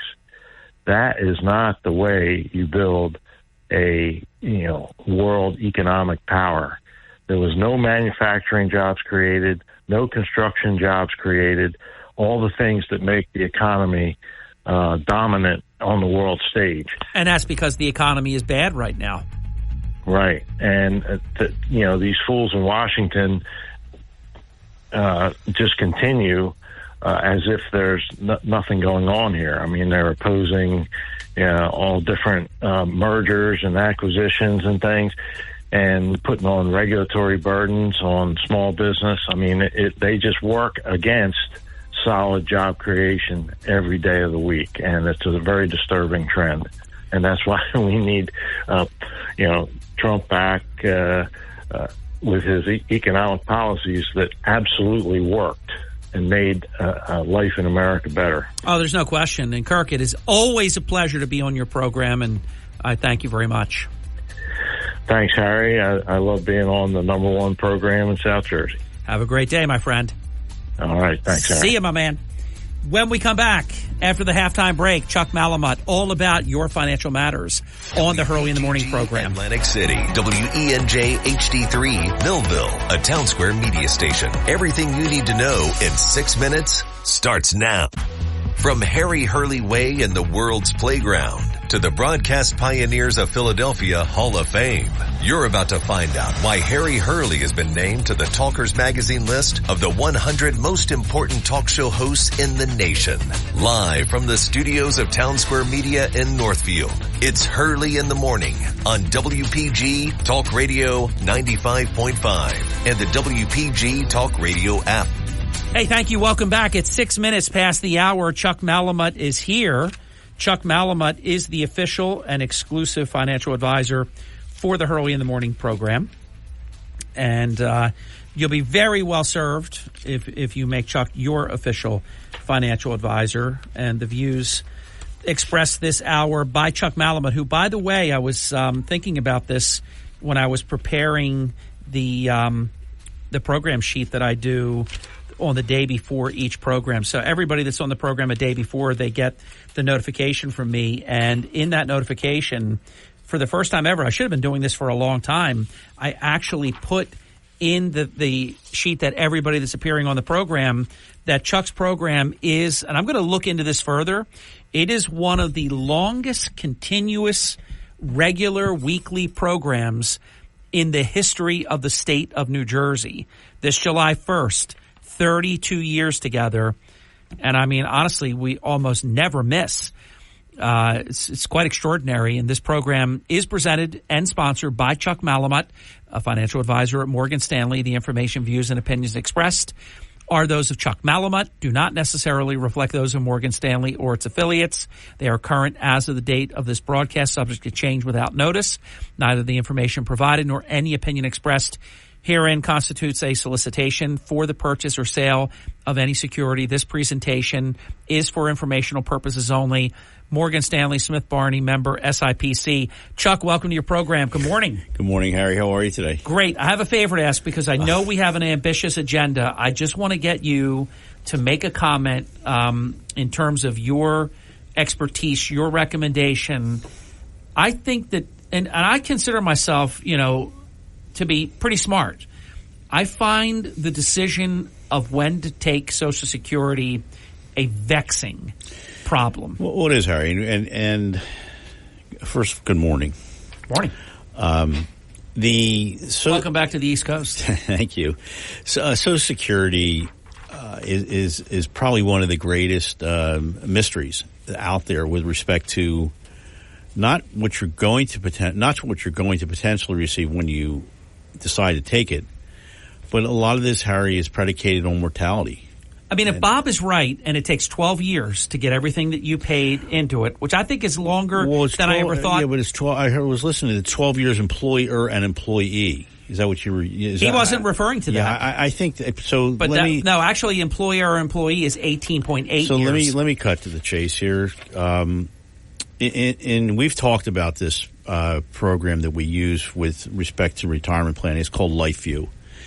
And in LifeView, there is an analysis that we do that looks at any of a number of strategies when you take the money. Do you take it at age 62? Do you take it at age 65? Do you take it at your full retirement age, which is maybe 66 and 6 months, or age 67? Do you forego and take it at age 70? And what's interesting about the analysis, it gives you a break-even point. You have to live until a certain age for that to be the right decision. So if obviously the farther out you go, it would be age 70 if you can afford to wait and take it then. Remembering, and Kirk, I think, talked about it in the last hour, Social Security increases by 8% per year.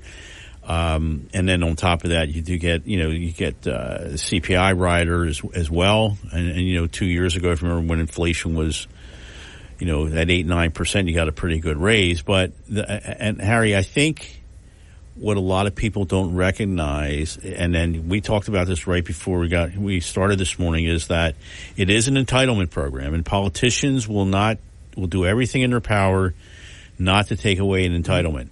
But the bottom line is, if we continue on this course, and as Kirk said, you got a drawer full of IOUs, the money's got to come from somewhere, and don't be at all surprised. I don't know when it's going to be 3 years, 5 years from now, or at some point in time, they're going to say, okay, because they did it. And the government, we're going to extend the retirement age by another 2 years. We're going to reduce your benefit by 20%. They'll never do that to existing. Well, they can't. Yeah. But I had a discussion several years ago with a very good friend, not tremendously financial astute, but he did say to me, listen, I'm taking my Social Security now because I don't trust the future.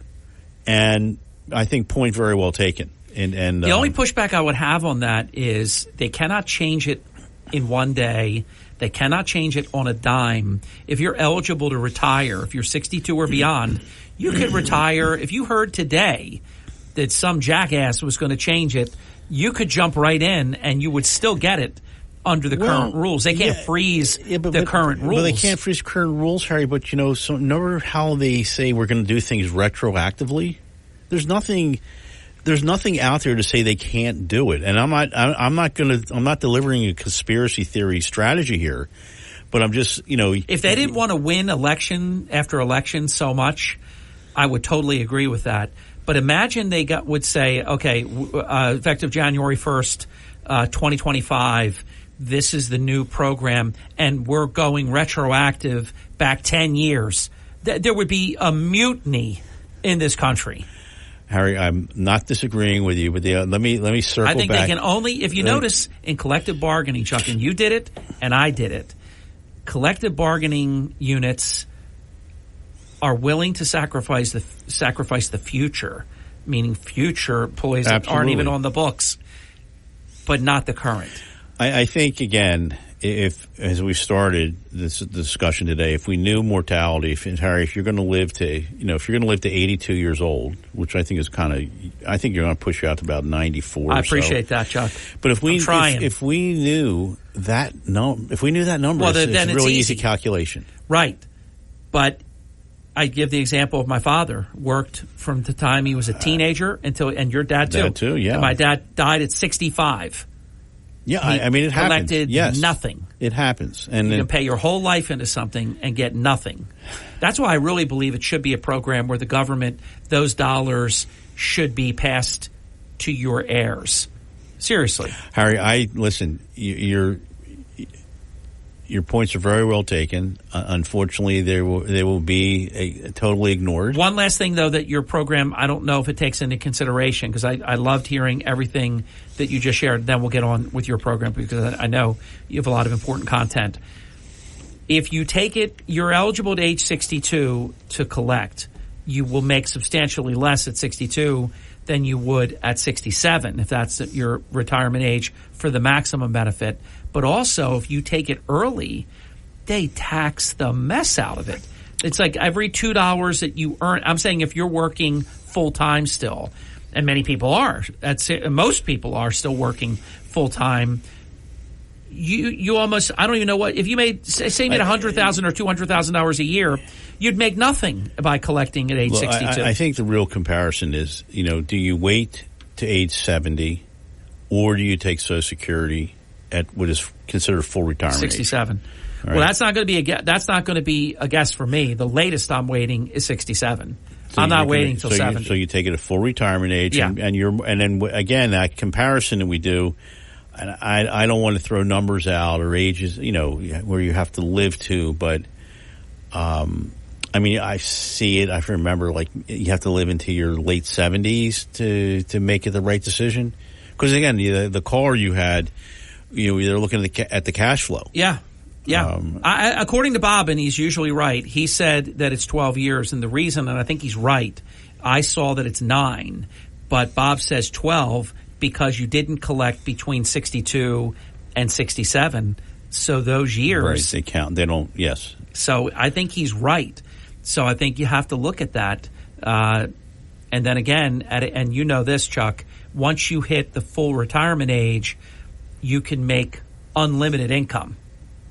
But prior to full retirement age, you get really whacked if you're still working full time. And again, I think a lot of it, it is an entitlement. No politician wants to take an entitlement away. But Harry, you do have that underlying thought process that what happens if you wake up one day and things are different? I think it's something that you have to really consider in the process. You might not need the money, but you might want to take the money, if that makes any sense. Yes. I think you raise a really good point. It's an individual decision, and you look at a lot of things. You look at maybe your current health. You could be perfectly healthy and you could be gone. It could be an aneurysm going or something you don't even know about. So you could be perfectly healthy and thinking you're going to be around 10, 20, 30 more years, and you could be gone tomorrow. But you also might be of a family where, like Mickey Mantle, I remember he said this to me when we had him at the Trump Castle. He said, if I knew I was going to live this long, I would have taken better care of myself. But everybody in my family, my father, my brothers, everybody, all blew up very, very young. Yeah. So if if you're looking at like everybody in your family goes at a certain point, maybe you don't want to wait till 67 or 70. Right, let me close this with one point. So you and I, as you mentioned, we've been doing this together 32 years. This July 1st. I've been doing it a little bit longer, 38 plus years, I guess, in the financial services When you left industry. me, you brought me to tears. But it all worked out great for you. Worked out great for all of us. But we used to have, I'm picturing this now, we used to have an analysis at the predecessor firm that I worked for. It was called Retirement Builder. And I remember that the life expectancy that we were running at the time was about age 78 for a man and about 80 for a woman. Wow. Fast forward that to where we are now. The life expectancy of the male is about age 88 to 89. Wow. The life expectancy of a female is in the low 90s. So you think about... You're telling me that's the average? Or that's the average, yes. That is, we base it again, we do the analysis based on the averages. That means you could live to that long. Did you tell me that's the average of women are living into their 90s on average? Yes. Late 80s, early 90s, Harry. Correct. Wow. I thought it was like 78 or 79 for women, and men were always like a year or so younger than that. That's, when you think back at the progress that we have made, and I know that a lot of people are not particularly fond of the healthcare industry and a lot of the things that happen, but we have been able to push out mortality, longevity. And you think about it, you don't. Somebody asks you, Harry, how old are you? And you look in the mirror, you say, well, geez, I'm like 52 years old. Yeah. But in reality, you feel 52, or maybe you feel 48 or whatever, but we are living longer for the most part. We are more active, more active lifestyles. You think about, our parents would, they wouldn't get the kind of physical activity that you get. I mean, working out, walking, eating correctly, getting the proper amount of sleep, not smoking. I mean, it goes on and on, Harry, and that's why these mortality tables get pushed out. Yeah, your father smoked, correct? He was. My dad, unfortunately, he died. Too. He was 55 years old. He had a massive heart attack. Tough stuff. We're going to be right back for all of your financial planning needs. Turn to the best in the business, in my view. He's Chuck Malamut, 609-383-2010, stars on Tuesday mornings in the 8 o'clock hour. 19 minutes past the hour. When we come back, Chuck will give his market update. And I'm very anxious. It's early, I think, maybe not so early, but I know it's on the report, the jobs report.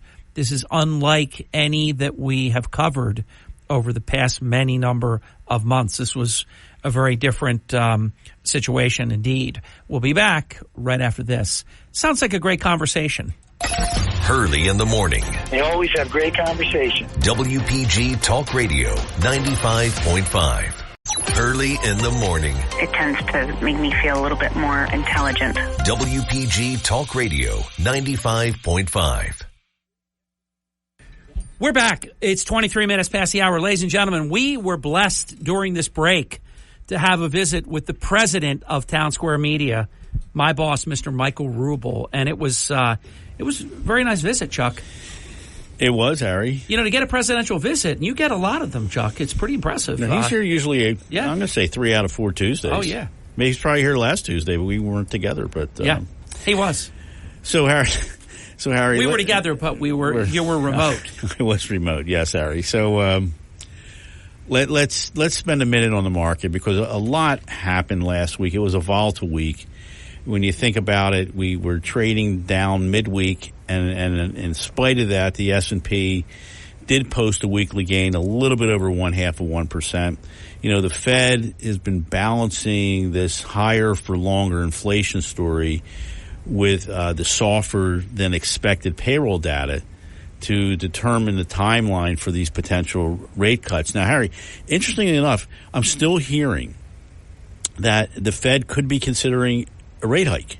I saw that. And I'm saying, well, that doesn't – I'm not sure what kind of data points they're looking at, because, and again, I remember just getting here this morning, Kirk saying that, look – you don't grow an economy with service jobs and healthcare. It doesn't work. And we'll get into this a little bit about manufacturing, because those numbers are down. But Harry, so we had generally good earnings reports. Big cap tech carried the way. Best sectors for the week, Harry, last week, utilities, which had been a laggard for quite some time, up over 3%. Consumer discretionary up 1.6. And on the flip side, what wasn't working last week is energy, because the price of crude has come down, and financials, which were pretty much a break even. So when you look at where we are now, year to date through Friday, close of business Friday, the Dow Jones is up about 3.2%. The S&P up a little bit over 8%. The NASDAQ just shy of 8%, 7.9%. And international stocks up about 5%. Sectors that are leading the way continue to be communication services, energy, and information technology. Year to date up anywhere from 10 to 16.9%. And conversely, on the flip side, real estate, consumer discretionary, and healthcare, they're the laggards. Real estate is actually down about 7%. Consumer discretionary up 2.7, healthcare up 3.7. So we're seeing a little bit of a shift here as we get into the summer. We can, what rallied last week, and we'll talk about this in a minute, is the 10-year Treasury was up 1.5% for the week, Harry. So the year to date, that Treasury now, that 10-year Treasury is down about 3.7%. So in a really short version, that's where we are as far as the markets are concerned. One of the things that you guys had talked about last hour, and we're going to continue today, right now, is this, what happened with the payroll numbers. It was, the market breathed a sigh of relief on Friday, as yields on treasuries tumbled. The April non-farm payrolls grew a less than expected 175,000. The expectation, Harry, 240,000 was the forecast. And what was interesting, that the ADP number that comes on Wednesday, before the Friday of the jobs report was pretty strong. And so, so those two numbers are not matching up. They haven't been. No, and what my opinion of why that is, but even though the ones were stronger, I always feel the government can manipulate, but they did not do it that time in their favor, though. Well, one of the things that we talked about. Hey, by the way, where did the jobless claims for on Thursdays came in less than 212,000? Well, okay, so unemployment went up.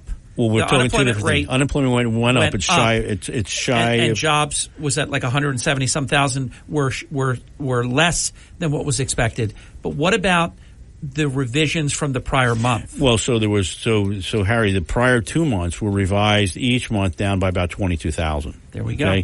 So as you mentioned, the unemployment rate went to 3.9%, up 0.1% from the month of March.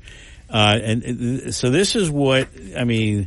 But by the way, bad numbers like that give hope to dropping the cutting rates. And the other thing that's happening here, Harry, what was reported that the average hourly earnings grew less than anticipated. So workers have less money in their pocket to spend. Along with an increase in job openings that were released earlier in the week, investors are seeing signs, Harry, that the tightness in the labor market is starting to ease. After that data was released, the markets were very quick to price in a second rate cut. Not only a first, Harry, but a second rate cut by the Fed by the end of the year, with the first fully priced, looks like it's going to be in September. An additional soft data that was reported on Friday midday. The Institute for Supply Management Non-Manufacturing Index fell to 49.4, Harry. Lowest reading we've had since December 2022. So things aren't so great out there. Exactly. And it means that's why people say it. And maybe the truth is catching up to the, to the storyline. This also is not lost on me.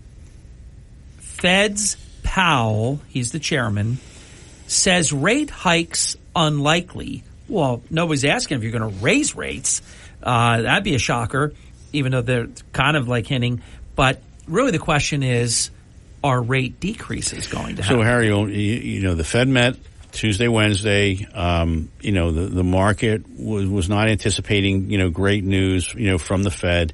And the market was kind of fired up, looking for this hawkish hold, as we'll call it, after, you got these higher than expected inflation prints. You know, last month, all three were higher than expected. So we had 3 months of higher than inflation expectations, and everything was lined up as we got into the Fed meeting that, look, you know, we are hell bent, Harry, on getting this inflation to 2%, and they're stuck. I mean, it's very, very hard. I mean, it's a lot of one-offs. For instance, the cost of auto insurance skyrocketing. I mean, it's through the roof. So what Powell did say, it's unlikely that the next policy move is going to be a hike, and the rate cuts remain in their base case scenario, but later than expected. Remember, we started at the beginning of this year, Harry. The expectation was 6. I know. 6 cuts. And now we're down. We got it to 1. Maybe we're back to 2. But what is happening as well, you know, if you remember during COVID, the Fed was out buying all kinds of bonds, not only government bonds, they were buying corporate bonds, and they ballooned their balance sheet. And then when one of the ways they were going to control, hopefully get inflation down, Harry, was they were going to decrease their purchases. Or actually, let me back up for a second. They flipped, and they're saying we are now going to reduce our balance sheet. And Harry, we're going to roll off a lot of the treasuries that are out there, and they were about $60 billion a month that they were getting off of their balance sheet. They've reduced that now, Harry, to about $25 billion. Markets expect about a $30 billion a month pace. Powell said he's confident that inflation is going to moderate over the balance of the year. I mean, we're going to find out very quickly, you know, next month, or I'm saying this month for last month. And, you know, the post-meeting FOMC statement did acknowledge there's been a lack of further progress towards that 2% that we kind of talked about, inflation goal. Markets did rally strongly. You know, the most amazing thing, Harry, if you have nothing to do with you, because I know you're not terribly busy during your workday, right? Thank you. Thank you for noticing. But at about 2 o'clock on these Fed announcement days, if you just watch, you know, any of these financial news networks, I mean, it's like a heartbeat, tick, tick, tick, tick, yep. And you just watch as he speaks, and you just watch the indices, what happens. It's the most incredible thing. And the Fed chair has the power to move markets with the spoken word. Or not spoken words. Or not spoken yeah, word. Absolutely. Well said. Mm-hmm. Halftime break. We'll be right back. We're actually pushing 33 minutes past the hour. Let's catch up right now. This is the Town Square, New Jersey Info and Weather Network. With Chuck Malamud, I'm Hurley in the morning. 3 stories that you can follow on our WPG Talk Radio 95.5 app. I am calling for the expansion of the criminal probe of the Atlantic City mayor. You can read why. I think it's sound, my logic. There's an alert. The Atlantic City Police Department, who do a great job, they are looking for 2 shooters. We have a lot of content, and you can help if you have information. And we owe our nurses and nurse practitioners so much thank yous. It's National Nurses Week. From the Town Square, New Jersey Info and Weather Network, I'm Chief Meteorologist Dan Zarrow. Most of today will be a beautiful weather day. We do have some fog and showers around South Jersey this morning. Then clouds will give way to sunshine by this afternoon. High temperature around 74 degrees. Increasing clouds tonight with rain possible after midnight, low 61. Scattered showers and thunderstorms linger through tomorrow morning, then partly sunny and very warm. Tomorrow's high, 82. Get weather 24/7 wherever you are. Download our free mobile app today. This is an important safety. Starting your day the right way with Hurley in the morning. WPG Talk Radio 95.5 and the WPG Talk Radio app. You're waking up with Hurley in the morning. Egg Harbor Township, Ocean City, Brigantine, Mays Landing. WPG Talk Radio 95.5 and the WPG Talk Radio app. Thank you. Welcome back. Chuck Malamud, talking all about your financial matters. Chuck, time is yours. So, Harry, why don't we chat a little bit? You know, we kind of talked around it, but let's talk a little bit about commercial real estate, all right? Yep. So, interestingly enough, there's $38 billion right now, Harry, of U.S. office buildings that are threatened by defaults, or foreclosures, or other forms of distress. Harry, that's the highest amount since the aftermath of the global financial crisis. And it's really, it doesn't get a lot of mileage. You really don't hear about that. We're talking about residential, and there's not a lot of discussion about what's happening with commercial real estate. So I think we want to throw that out there so your listeners are aware of what is happening in the real estate world. Now, you and Kirk did talk about the JOLTS report last hour? Not in depth. All right. So according to the most recent U.S. job openings and labor turnover survey, which is commonly referred as JOLTS, the number of job openings declined in March to its lowest level, Harry, in 3 years, 8.5 million. It was revised up from a previous number that was 8.8 million. So again, it goes back to what we talked about a few minutes ago, this cooling demand for labor. The quits rate fell to a little bit over 2%, its lowest level since August 2020. And workers right now, Harry, are deciding to stay put rather than to seek greener pastures because, remember we talked about this. Where is the pendulum? Is the pendulum swinging in favor of the employee or is it in favor of the employer? Now here, I think, with the Atlantic City area, Ocean City, Wildwood, Cape May, obviously looking for summer help. I mean, the story might be a little bit different here, at least on a temporary basis. But I think that it's getting rough and tough out there, and the Fed, unfortunately, Harry, in the times that we've been doing this, they've never ever been right. It's always it's always too far to the left. It's always too far to the right. Start making cuts sooner, do them later, whatever it may be. So I think the Fed is kind of, boxed into a corner here. Is that because it is just, there's a lot of smart people. People can have different opinions of, policy and whatever, but they're really smart people. You talk all the time. You can't time the market.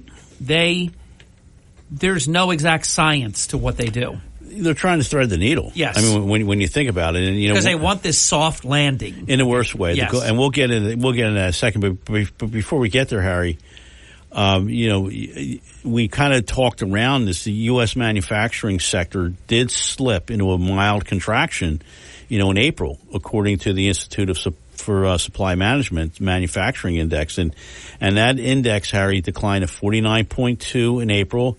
It was 50.3 in March. So having said that, it seems like as if it's getting softer and softer and softer out there. Wow. Yeah, I guess it seems that way because it is that way. What do you have next? So, Harry, why don't we talk a little bit about first quarter earnings? There you go. All right. So, about 80% of the constituents of the S&P 500 have reported for Q1, and we're going to talk about blended earnings per share again. And remember, blending earnings, it's what has been reported versus what the projections are to be reported. Earnings rose slightly, about 4.9% compared with the same quarter a year ago. Sales growth, Harry, is up about 4.1% year over year. So that, goes sort of hand in hand as to what's happening, with the market. But, what we're seeing here, the degree of revenue surprises is the second lowest, Harry, that we have seen since the pandemic. On the other side, earnings surprises are the best in 10 quarters. So doing more with less. And, a lot of these companies got, they basically fine-tune their operations. And how do you get it done? Reduction of goods and of your cost of goods and services, maybe reduction of labor. incorporation of a little more AI. So you see the revenue being a little soft on the top line, but on the bottom line, the EPS or earnings per share it's getting done. We're going to take our final break. Much more important content with Chuck Malamut right after the break. And when Chuck comes back, we know that the markets retreated in April, and we're going to ask Chuck, why did they retreat in April? And then much more in our closing segment coming up in just a little bit. Don't go away. We'll be back in less than 3 minutes. You're listening to Hurley in the Morning. It's a source I can trust. WPG Talk Radio 95.5. Starting your day the right way with Hurley in the Morning. It's a refreshing drive to work in the morning. WPG Talk Radio 95.5. Thank you. Welcome back. Chuck Malamut continues. A reminder for all of your financial planning needs, turn to the best in the business, Chuck Malamut, for all of your financial planning needs, retirement, college building years, vacation planning.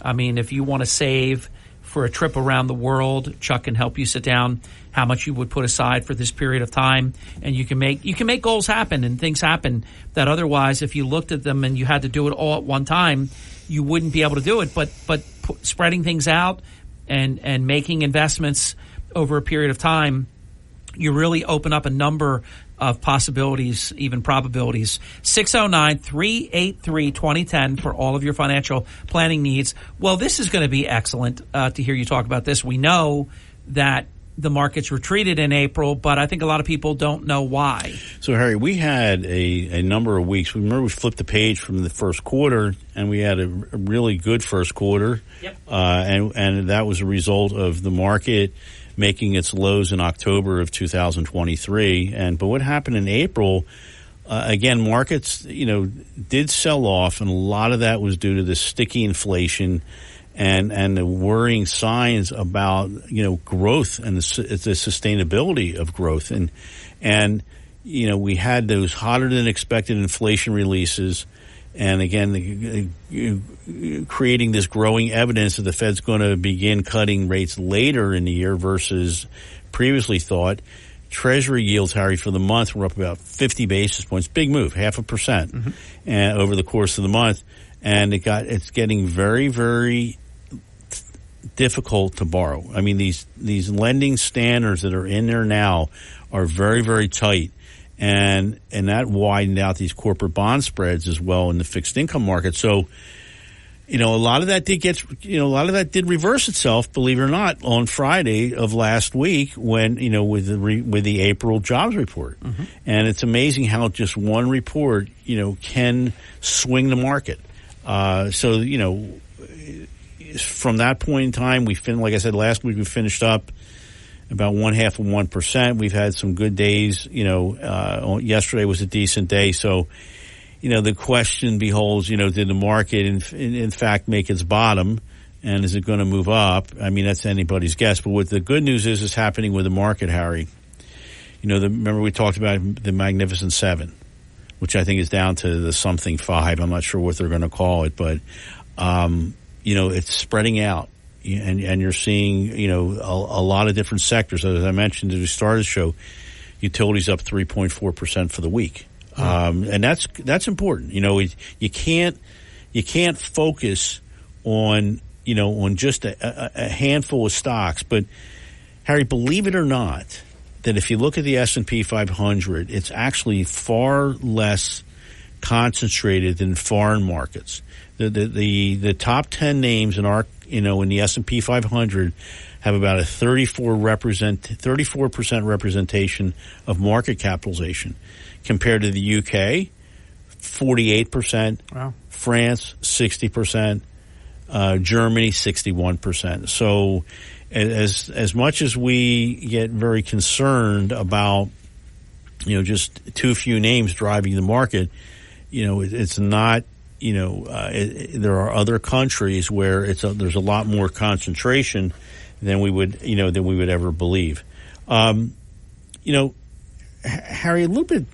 Let's flip the script here a little bit and talk about the consumer here for a second. We've kind of talked around it. Your middle upper income consumers are seeing some income growth and some net worth growth, but this inflation remaining sticky is certainly not helped.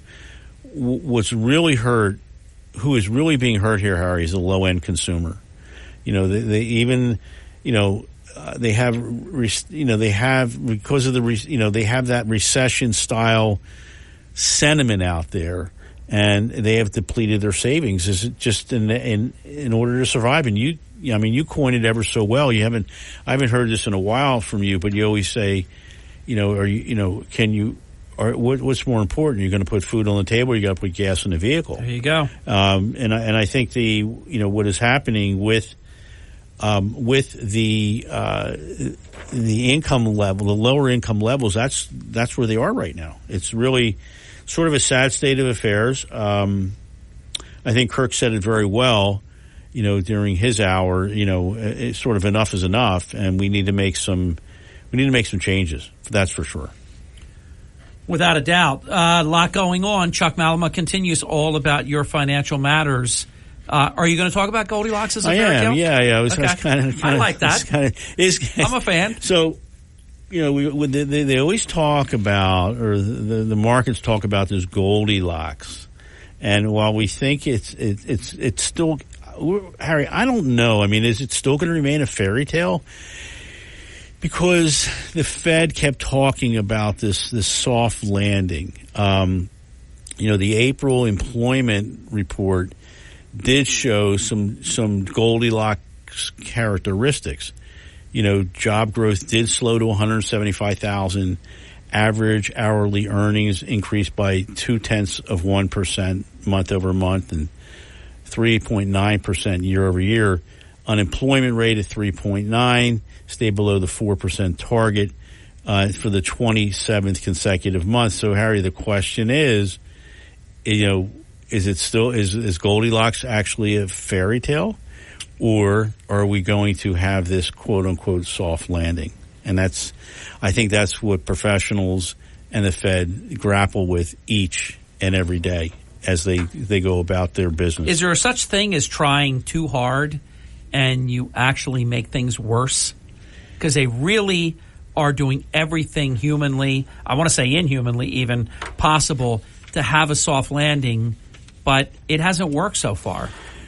Well, I think, Harry, in their minds it has, because, the market has not had they claim not to be political, but November is getting that the number of days to November is getting shortened, obviously, each and every day. And while we don't want to talk about politics, I can't imagine that the average person on the street is okay with where we are and where they are, as far as, their spending or ability to spend. So I don't, the question, can I answer the question? I don't know. You can. Okay. But I will comment here for a second. We just talked about how the S&P had that market concentration about 34% compared to these other indices throughout the world. Harry, believe it or not, there's three. I thought this was a great stat. The markets trade each and every day for 390 minutes. All right. Wow. From 9:30 a.m. to 4 p.m. But, Harry, the last 10 minutes are the ones that really, really pack a punch. About 33% of all the S&P 500 trades that are done during the day are executed in the final 10 minutes of the session. Wow. That's up from 27% just back in 2021. So, I don't know if you remember several years ago, there was a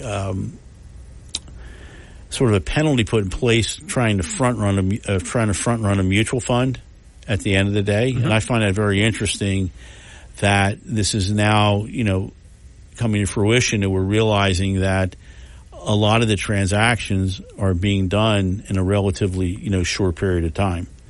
But speaking of the S&P 500, the question is, obviously there's been a lot of constituents within the market that really haven't participated in that. For one, Harry, that's small caps. It's been a while. They've underperformed the large caps for about a decade now. So the relative valuation gap between the two it's the widest we have seen since the dot-com bubble. Widest. On a forward PE basis, Harry, small caps are trading about 14 times earnings. Large caps about 20 times 20 times. And that's a 30% discount between the two. So the question is, is it time to really take a look to get out, to widen out of that Magnificent Seven, as it's referred to, and look at some of the small caps in an effort to be able to diversify, your portfolio. Chuck, you used to talk about when the Magnificent Seven were kind of most of them, super majority of them firing with all cylinders.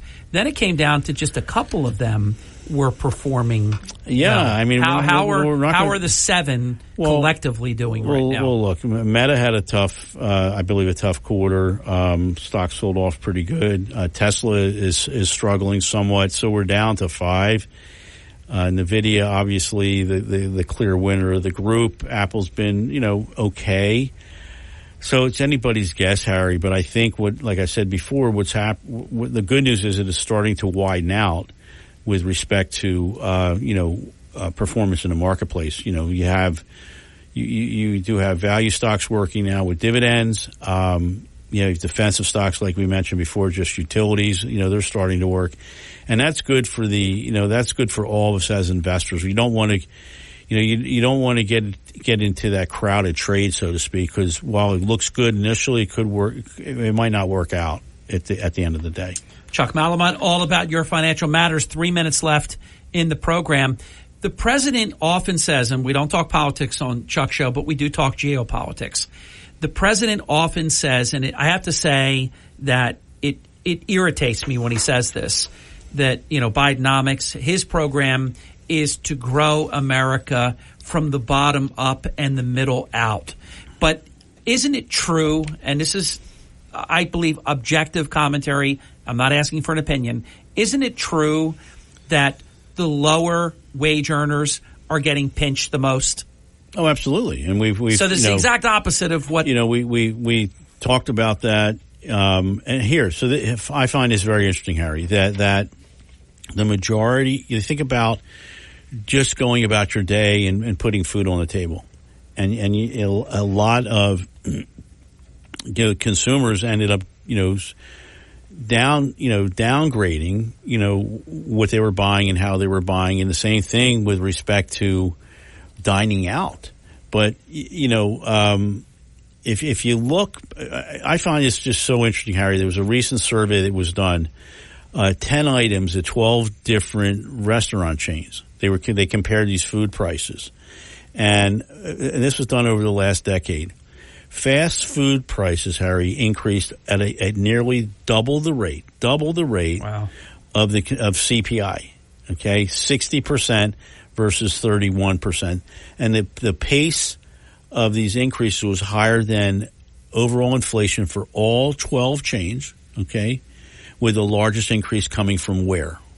McDonald's. Okay, all right, where the average price is double. So the thought process, and do you see the dollar, the dollar meals that are advertised? Yes. Do you see that anymore? Not like that, no. Okay, so like $5 deals. Conversely, on the flip side, and again, this is not new news that we're going to report here, but nominal credit card balances hit a record high in fourth quarter 2023.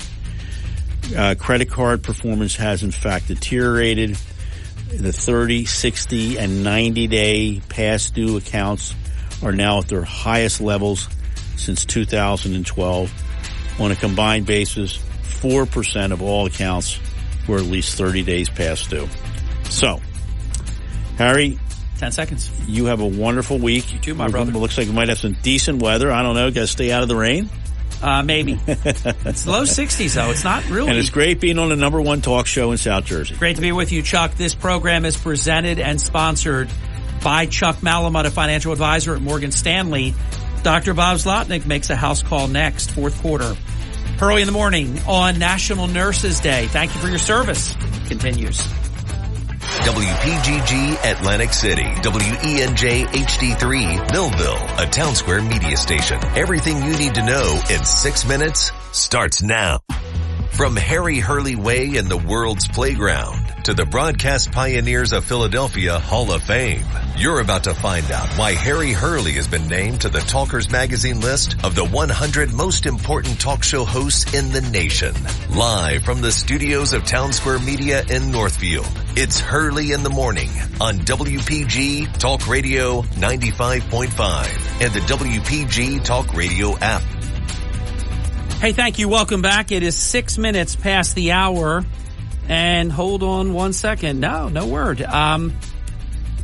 Just sent a text message to Dr. Bob. And as I've mentioned to you probably ad nauseum, the day before, even when we have standing appointments forever. Let me double check something. Hold on a second. Oh, this is on me. Hold on. My mistake. I sent Bob an invitation. Hold on, let me just write him back. I'm glad I can write this before he writes me. We're on for next week. Guess what? Bonus open forum. Host error. For some reason, and I think the reason I did it, when I always set my month up a month in advance, at least, sometimes even 2 months. Hold on, I just want to write Bob to see him next Tuesday, May 13th. I'm going to tell you what happened. I know what happened. Because tomorrow is the second Wednesday. Hold on, let me just double check something. I'm confused. Let's see. Yeah, that's on me. May 14th. Here's what happened.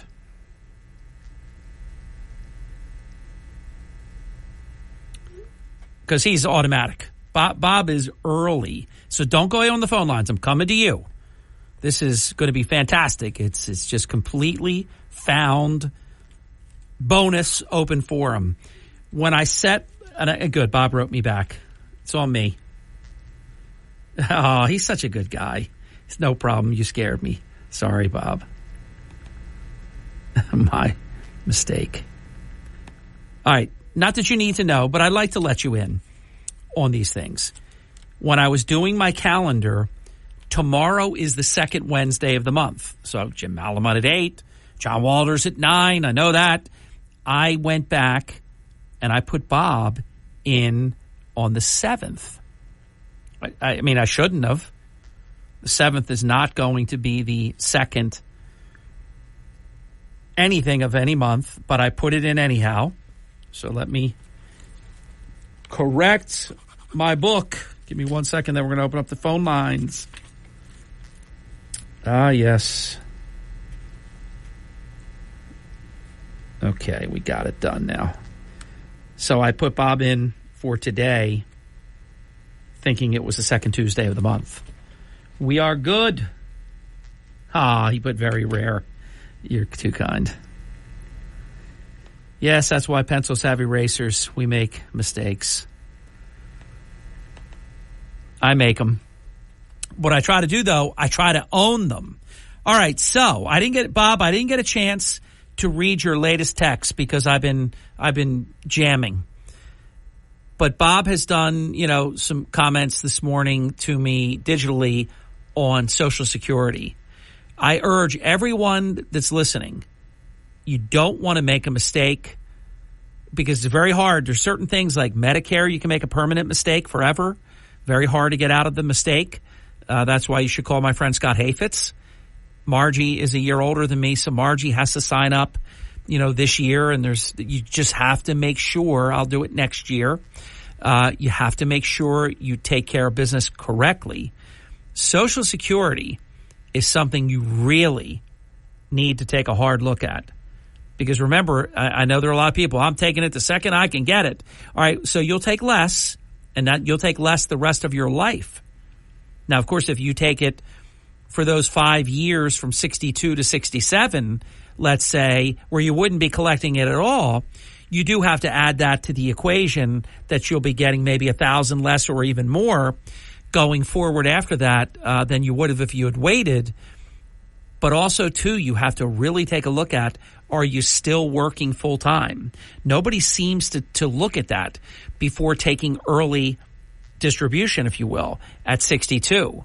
If you wait until 67, if that's your full, and some are even longer than that, but if that's your full retirement age, it is mine, you're going to pay like you can't believe.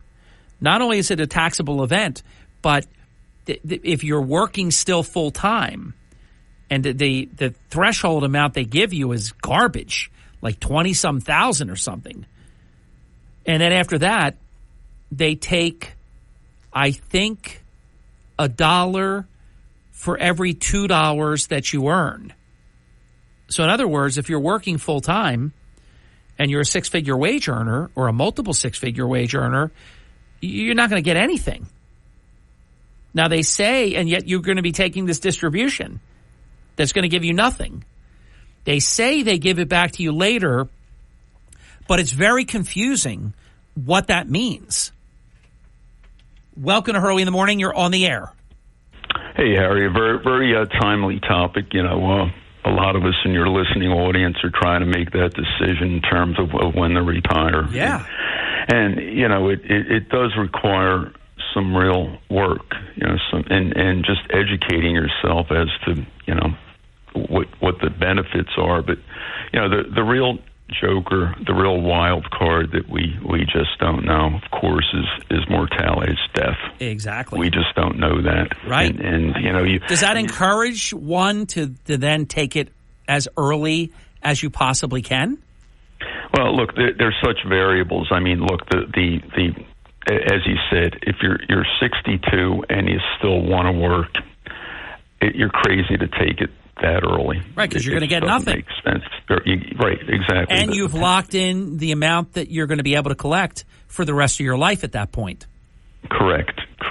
So, and given, you know, and Chuck mentioned it earlier, we are living longer. That's correct. But again, that doesn't mean anything in individual cases. I mean, I give you an example of my brother. He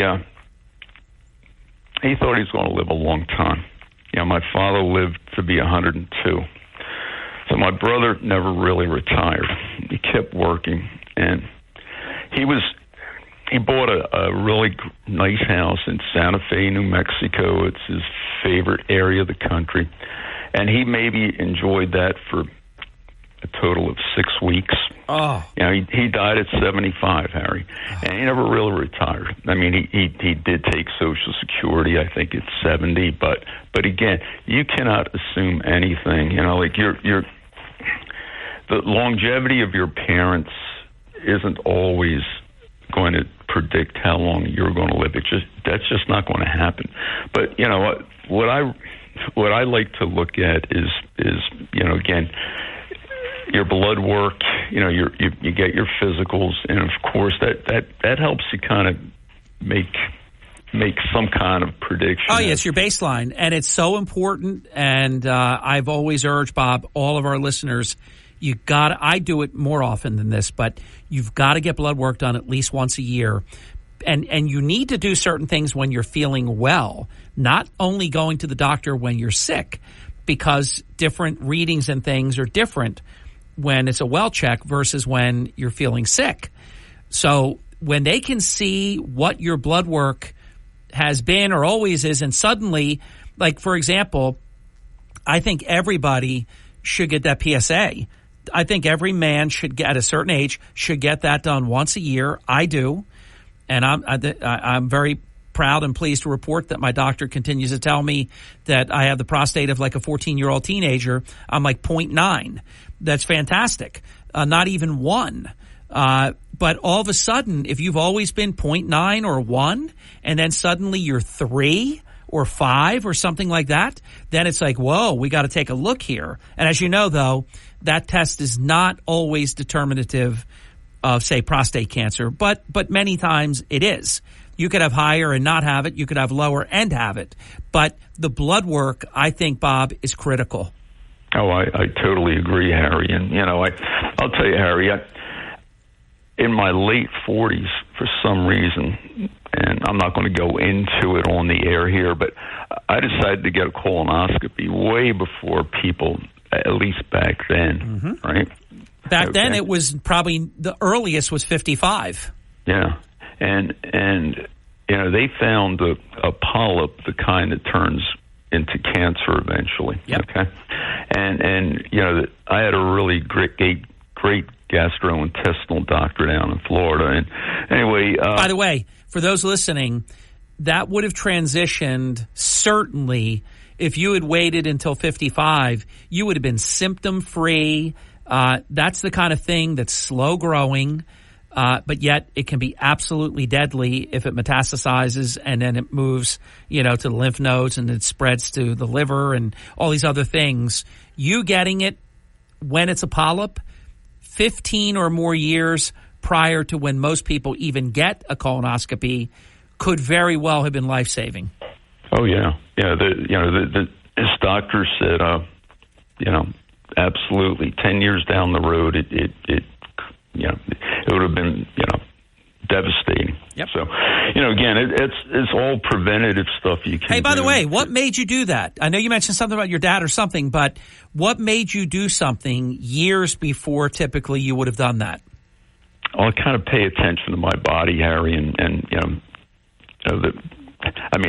don't want to get too much. Okay, so fair enough. Yeah, we'll stop it there. But it was great that you did that. A lot of people would not have been proactive like that. Yeah. So something just was not right, and Yep. Well, you better get this checked out. So, Well, I have a question for you. If you can hold, if you've got to go, just hang up, and I'll know that we'll do it next time. I haven't had a chance. I did with Mayor Kane. I did not have the chance with you. I want to get your take. The Eagles had a NFL tying 8 trades during the draft. I want to see if you have a comment. I think that Howie Roseman had potentially a draft for the ages, one of the best in NFL history, but you're a better tactician at this than I am. I want to get your take on it when we come back, and then you'll be the next caller right after Bob. I hope you can hang in there.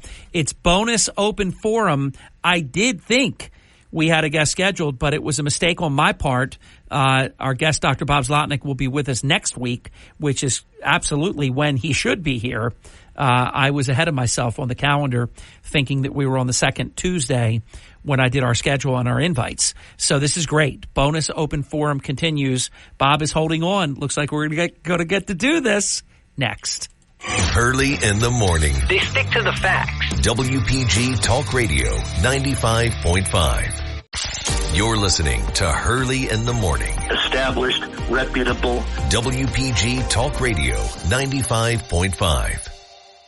Thank you. Welcome back. He is our third man in the broadcast booth all during the NFL season, when on Monday mornings in the 9 o'clock hour, we talk about the Philadelphia Eagles. And objectively, when it's going good, we're on it. If it's going bad, I mean, when they were 10-1, Yahoo, and then all of a sudden 1-7 or whatever it was to close out the year, we objectively, it was dispiriting to say the least, depressing downright, to see just such promise just completely reverse itself.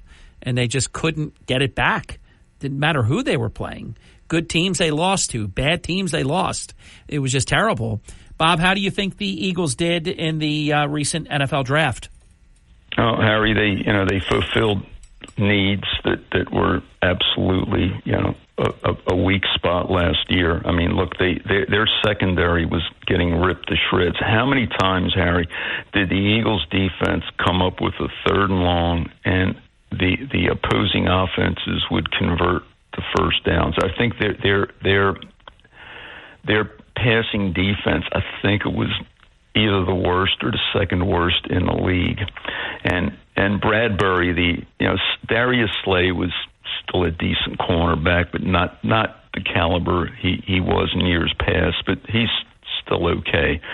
But the other Bradbury, the other cornerback, was just a disaster last year, and he's a dead weight around their neck. So drafting the top cornerback in the draft, the Eagles were like amazed that Mitchell got to him. Okay, that he fell down to number. I think the Eagles drafted number 21 or 22.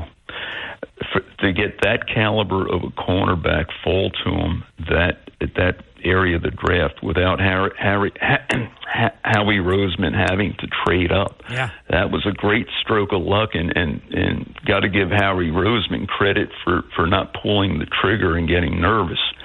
And their second pick, he was projected by an awful lot of teams to be a number 1 too. This Cooper DeJean.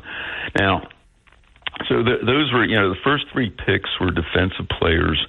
The third pick was a kid named Hunt from an obscure little college. He could be some kind of special player, or you just don't know. I mean, they took a real chance on this guy as an edge rusher. But look, they fulfilled needs, definitely. I mean, you've got 2 cornerbacks starting right now, Bradbury and Slay, who are way over 30. And that's not good. In the NFL, you don't have that. It just doesn't happen because, see, the cornerbacks, when their legs go, they're done. All right, and that's what happened to Bradbury. I mean, they were just burning him big time. So the Eagles did the right thing. And look, their offense was never a problem last year. I mean, yes, it did go downhill during that losing streak. But, I think the team chemistry and the coaching, it just went south, period. So hopefully they can turn this around with Nick Fangio, who's supposedly a defensive genius, with the offensive coordinator that was a real nemesis. His name slips. Who's their offensive coordinator now, Harry? I should know, but I don't recall either. I would know it if I heard it. Right, but he was with the Cowboys forever, and he's a really acknowledged to be an excellent play caller. Bob, question for you. I'm not a fan of it. I don't like it. I don't like these international games. I don't like what typically happens to the teams after they come back home from it all. It's not that long a flight. People hear Brazil and they think like, oh my God, but it's really only about 800 miles further than going from here to California. It's not the miles, but I just think it's the whole spectacle of international play and a very good young Green Bay team. That first game is no joke, Bob. So Harry, this is what I don't know. The first game is in Brazil. Is it that what you're telling me? I think that's what I'm telling you. Oh no! I only heard it, and I have not bothered to look it up. But I know they're international, and I think it's something like Brazil or something like that. Yeah. Look, Harry, the NFL. I understand the owners are essentially businessmen.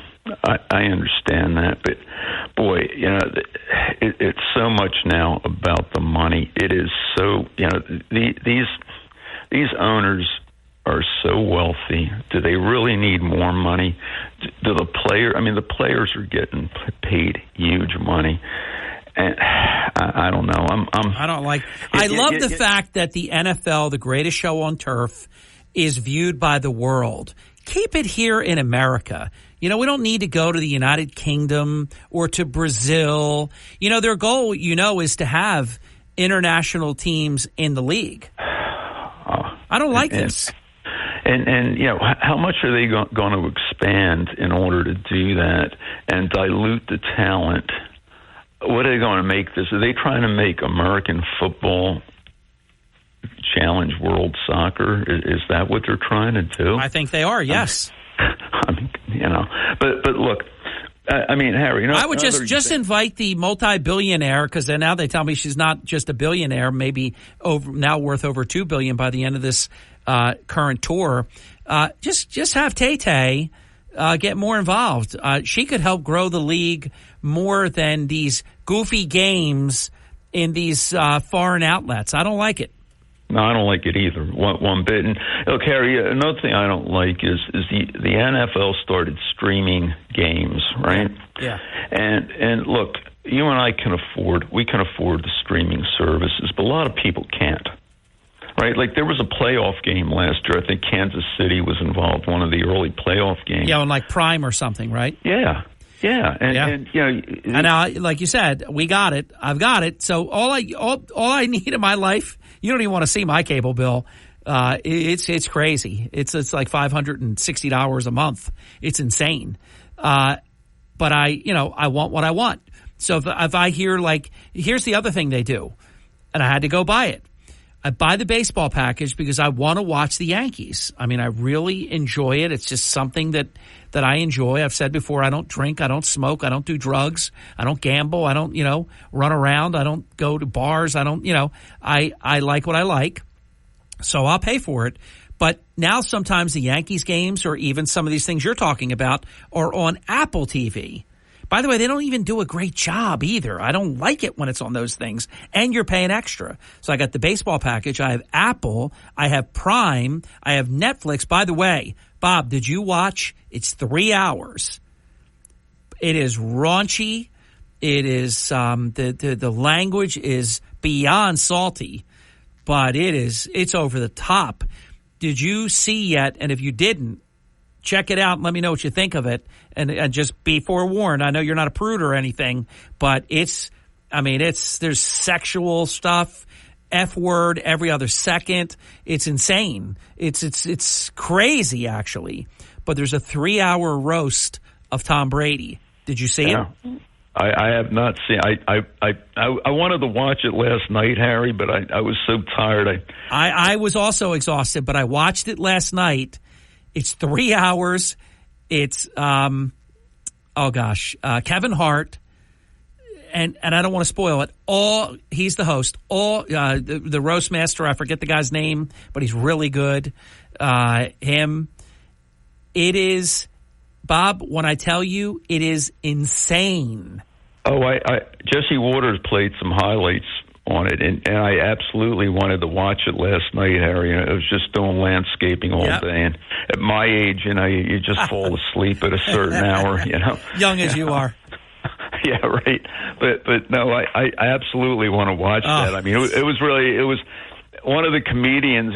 I think just to give the audience one of the jokes was a comedian was roasting Brady, and he said, Tom Brady is really afraid of giants.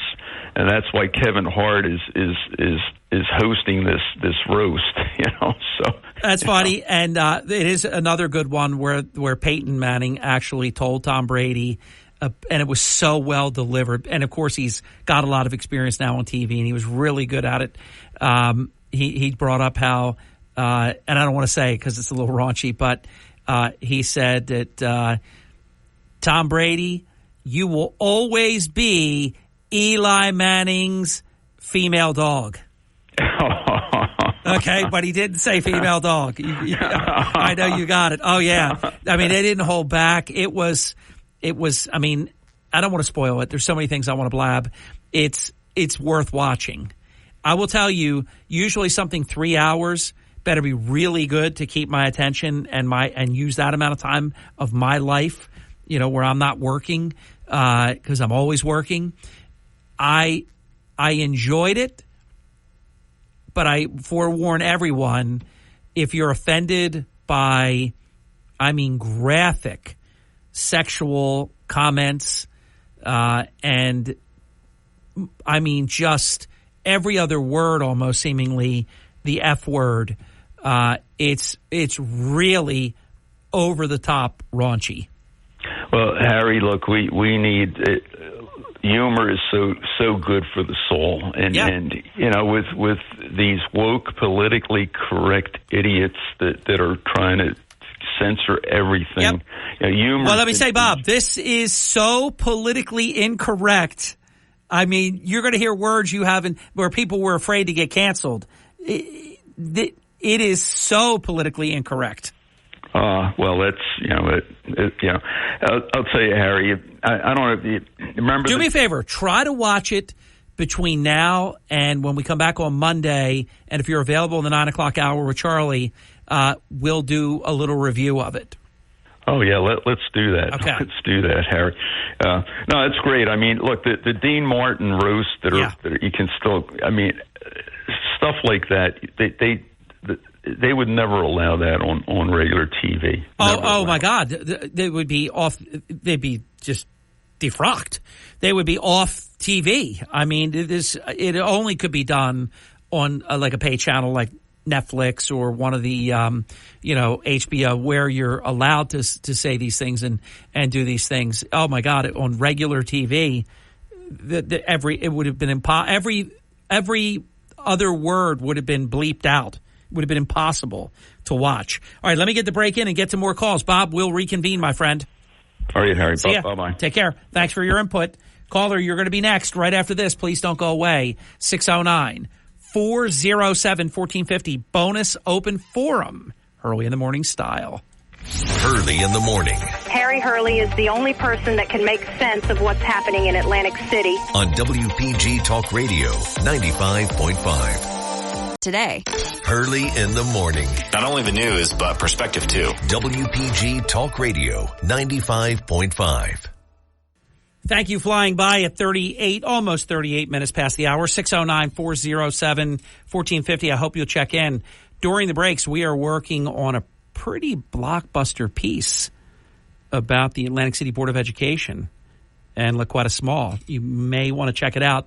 I'm going to need a little bit more time, but probably before the end of today's program, we're going to be able to publish that. I'll let you know. But if it isn't before 10:06, because I don't write while I'm talking with you because I want to pay attention to what we're doing, if I don't finish it during the next break, I'll finish it early in the 10 o'clock hour. So check it out on the digital platform of WPG Talk Radio 95.5. Welcome to Hurley in the Morning. Glad you called in. You're on the air.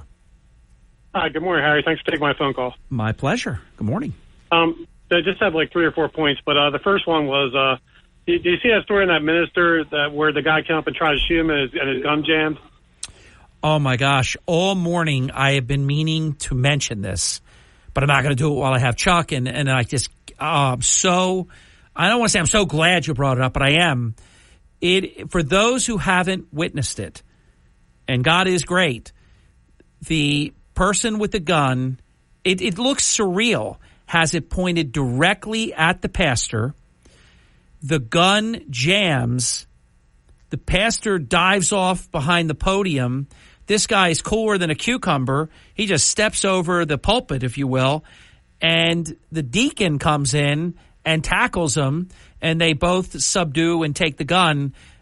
He would absolutely be dead if that gun didn't jam. Right, and all I could think of, Harry, was, I don't remember that one of my favorite movies from the 90s was Pulp Fiction with John Travolta and Samuel L. Jackson. Remember that scene? And Uma Thurman, yeah. Yeah, remember that where the guy was like 10 feet away? Yep. He unloads his gun, and he totally misses Samuel Jackson, John Travolta, and then they end up blowing him away. And Samuel Jackson like, that's divine intervention. I got to change my way. And John Travolta was like, no, it's not. We were just lucky. And he changes his life because of that.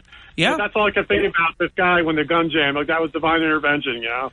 Well, I believe in that. I don't know about you. I totally believe in that. I mean, why would it jam? You know, why would that happen? And, then the difference between if it didn't jam and he would be gone because he had point blank.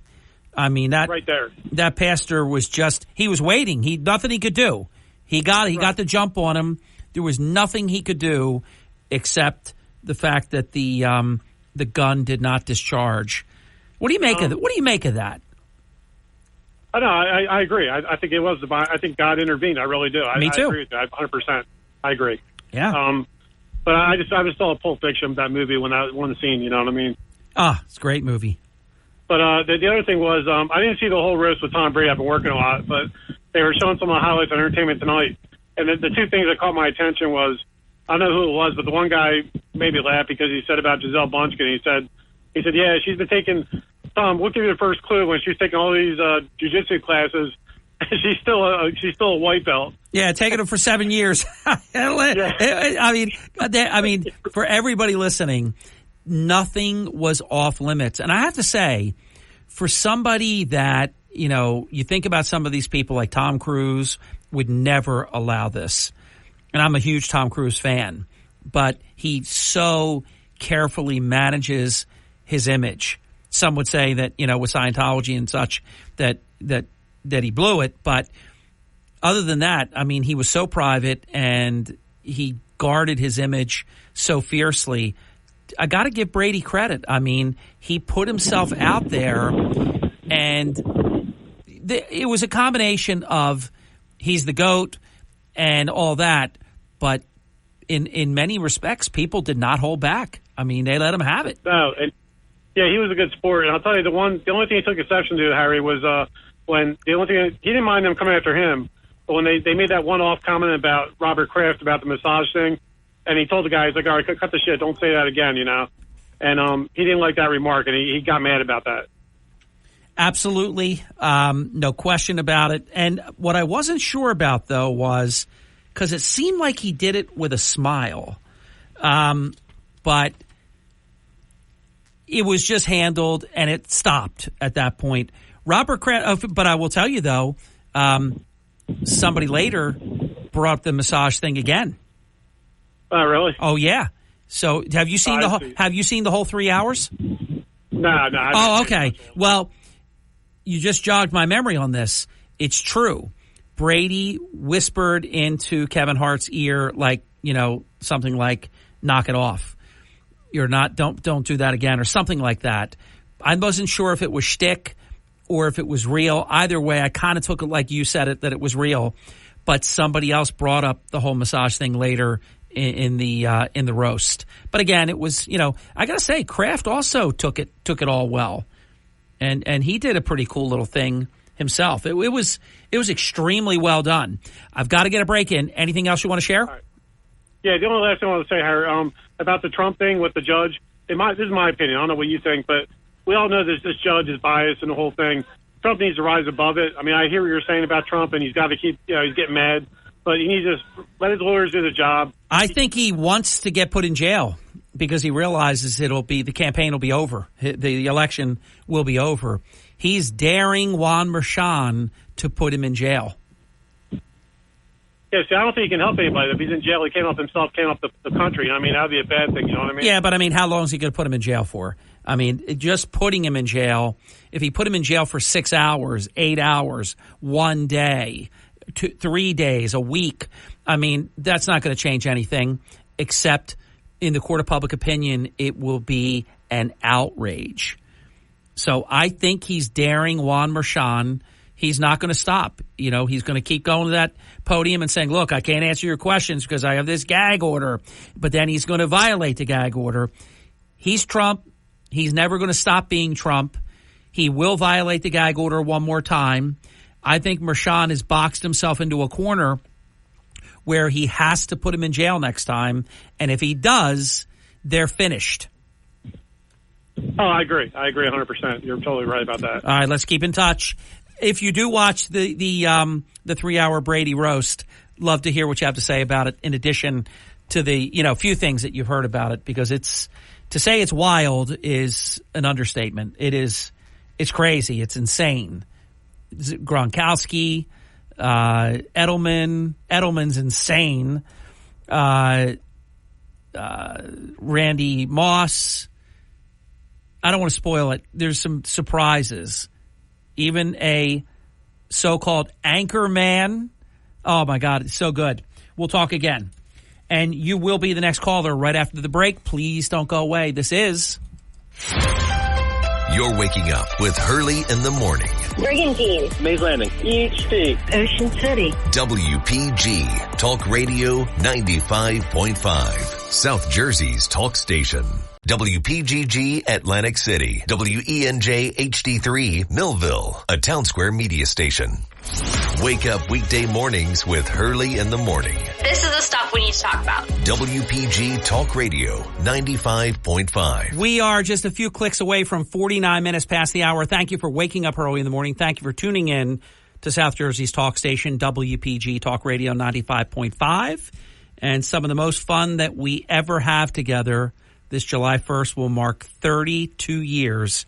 Some of the finest open forum in the history of New Jersey Talk Radio happens right here on WPG Talk Radio 95.5. Let's prove it.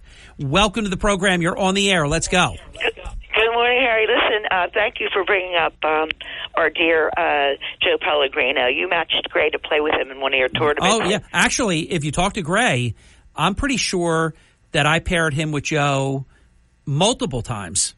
Yeah, I think at least twice. Yep. And that was a real thrill. And, you know, Harry. By the way, did you happen to hear me also mention, because I want everybody to know this, I lost two dear friends within 2 weeks.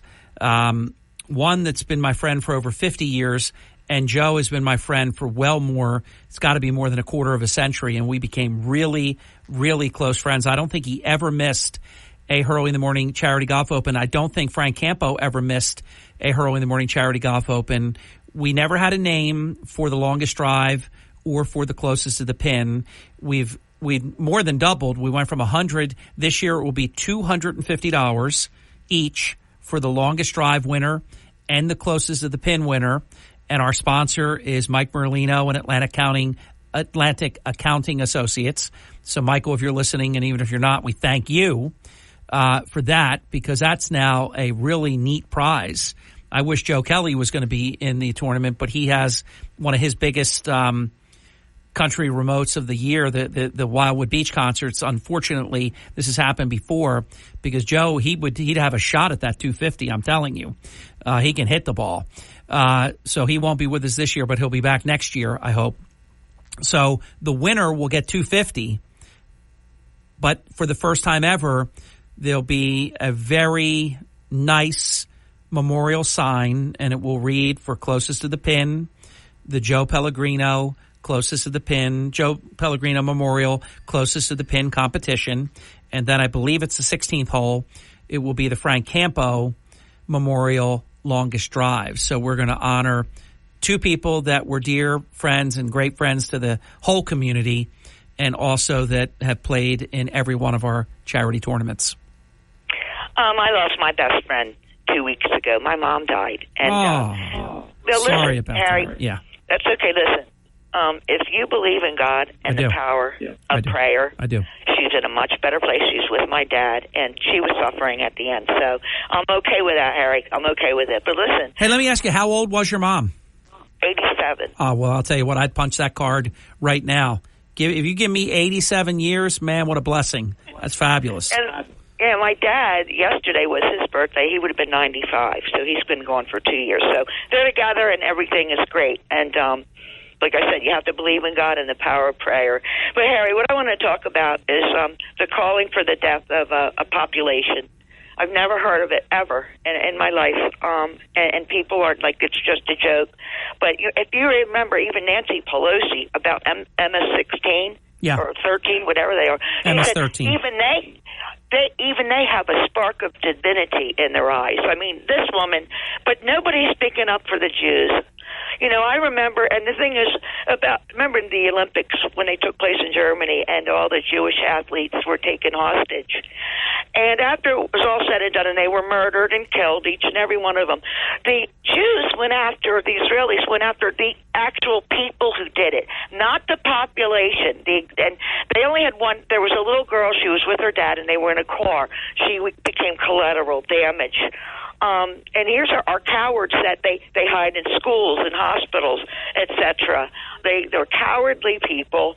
And I've never heard, like, nobody. I mean, even Joe Biden, when he said but we also have to listen to the other side. Well, and as you know, the problem is he's about to be thrown out of office, and he knows it, and he needs Michigan, and he needs a couple. You know, Minnesota has a big area where you would have what I call the pro-Hamas wing of the Democrat Party.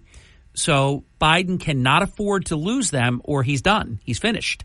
I tell everyone, if he loses Michigan, he is not going to be the president, because then it's like dominoes.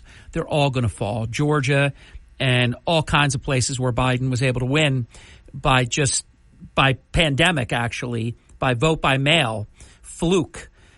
He'll be done. So he is pandering to the pro-Hamas wing of the Democrat Party. That's exact. And this speech that he's going to give today, weeks and weeks after the fact, he's finally going to talk about anti-Semitism today. But you watch. He will say something in there. And keep in mind, he's not capable of threading the needle. So he'll have all sides mad at him. Jews will know he's not supportive enough. The pro-Hamas wing will not believe he's supportive enough. They're going to still chant Genocide Joe. And this is really, Biden is experiencing 1968, Lyndon Johnson, when everywhere he went, LBJ, how many babies have you killed today? They're going to be Genocide Joe. This is why they're saying that Joe Biden is going to give less speeches, shorter speeches at smaller events. And he goes up the small steps of the plane even. Everything's going to be small. Trump's going to do everything big. Well, you brought up yesterday about the bust of Robert Kennedy. It's in all of his, when he's ever on TV, there it is, yep. Right behind him. It is kind of weird. But I'd like to say about that, unless you've people gloss over that. But if ever you've talked to Patrick Kennedy, he reminded us, sometimes he says, both of my uncles were assassinated. And all of a sudden, you look at it in a different sense. Yeah, Patrick Kennedy is a wonderful man. I like him. We're friends. Politics be damned. I don't care. He doesn't care. I'm a Republican. I don't care. He's a Democrat. We don't even think about that. I'll tell you what I am outraged about, though. Robert Kennedy Jr. has had countless threats. People wanting to kill him. He had a man bring a gun to one of his rallies, which thank God they got before the person, could do anything. He has asked repeatedly for Secret Service protection, and Joe Biden will not provide it. They're a disgrace, Andrea. Yeah, but he has that bust there, and Yeah, Bobby Jr., I love your father. He's in every photo shot that I do. I love the bus. Thank you, Bobby Jr. And no, you can't have Secret Service protection. No one's ever been denied before. He's getting 12% to 14% of the vote. He is a major candidate in the election for president, and it is an abomination that he does not have Secret Service protection. I agree, and thank you for the time, Harry. You're welcome. Thank you. It is 56 minutes past the hour, taking your phone calls at 609-407-1450. Welcome to the program. You're on the air. Good morning, Harry. It's Tom. How are you? Tom, I rounded out your foursome, and I think you will be pleased. Thank you very much. Yep. I just want to say I had the pleasure that you had set it up. I was with Joe Pellegrino 3 times. Yeah, and you would have been again this year. Right. So there, and this is and also the passing of Frank Campo. I had the opportunity to work as an administrator with him for 7 years. So what a great guy. I mean, the best. Yeah. The absolute best. Listen, this is one of the few times I'm disagreeing with you. Good. I watched the roast, all 3 hours of it. I mean, I have salty language. I don't use it in front of the kids there, but I was very disappointed. I mean, there were some funny things. I mean, I actually laughed out loud, but it was just... Tom, by the way, we don't have a split decision on this at all. Why do you think I said every single time I brought it up that the language is just, it's horrific. And the blatant sexual, I mean, I don't even want to get into it. I mean, it is over the top.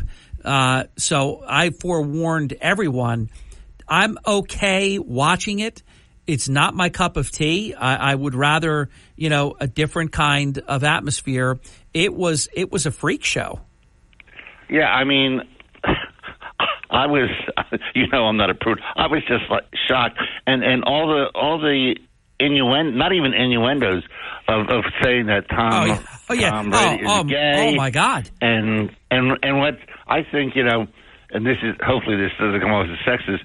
The two female comedians, the one African American lady, yes, and then the other one. I mean, the stuff they were saying, like. But I have to say though, they both did really good sets. The Nikki girl, I forget her last name. I think it begins with a G, like Glover or something like that. Nikki, whatever. She was raunchy, but she was sharp. Her set was hilarious. But it was very sexually graphic. I mean, you know, for those listening, if you like that kind of thing, she didn't leave anything to the imagination. She was offering to do things. You know, she offered to shoot her boyfriend in the face, you know, to do this and that. You know, it was very graphic what she said she wanted to do with Tom Brady. It was crazy. It was not what I expected. And just think, even with your grandson, if he were, you know, hey, here's something about Tom Brady, if Noah would have been in the room. I mean, just the uncomfortableness. Oh, yeah. I mean, it was, you know. I think you'll agree. It was X-rated. Oh. It wasn't R-rated. For mature audiences only. This was X-rated. And maybe literally not X-rated because there was no nudity, but it was really, really raunchy, very graphic, no doubt. Were you surprised, I know the lines were written ahead of time, about what Tom's responses were? Oh, no. I'm going to tell you why I wasn't surprised. That man was sipping out of both hands tequila for 3 hours. He was smashed. So the one thing about alcohol, I don't drink it, but it just makes you so you're not inhibited at all. If he would have went first, he would have been much more guarded. He went last, like 3 hours into this thing, and he even said, I've been drinking tequila all night. He said, get ready. So no, only because I watched the whole thing and committed that to memory am I not surprised, because he was as raunchy as anybody else. Oh, yeah. I mean, but there were even... By the way, I'm surprised the media hasn't made a huge deal. They don't care if something's comedic. He said it. He goes, and where's Roger Goodell? He said, they spent $20 million on Deflategate. All they had to do was give me the $20 million. I would have told you that I blank and did it. He confessed to doing it. Like I said, I saw this whole thing, but I mean, there was one quick joke. I don't even want to call it a joke about school shootings. I mean, I didn't like that. Was off the table. Yeah, I was just shocked. Yep.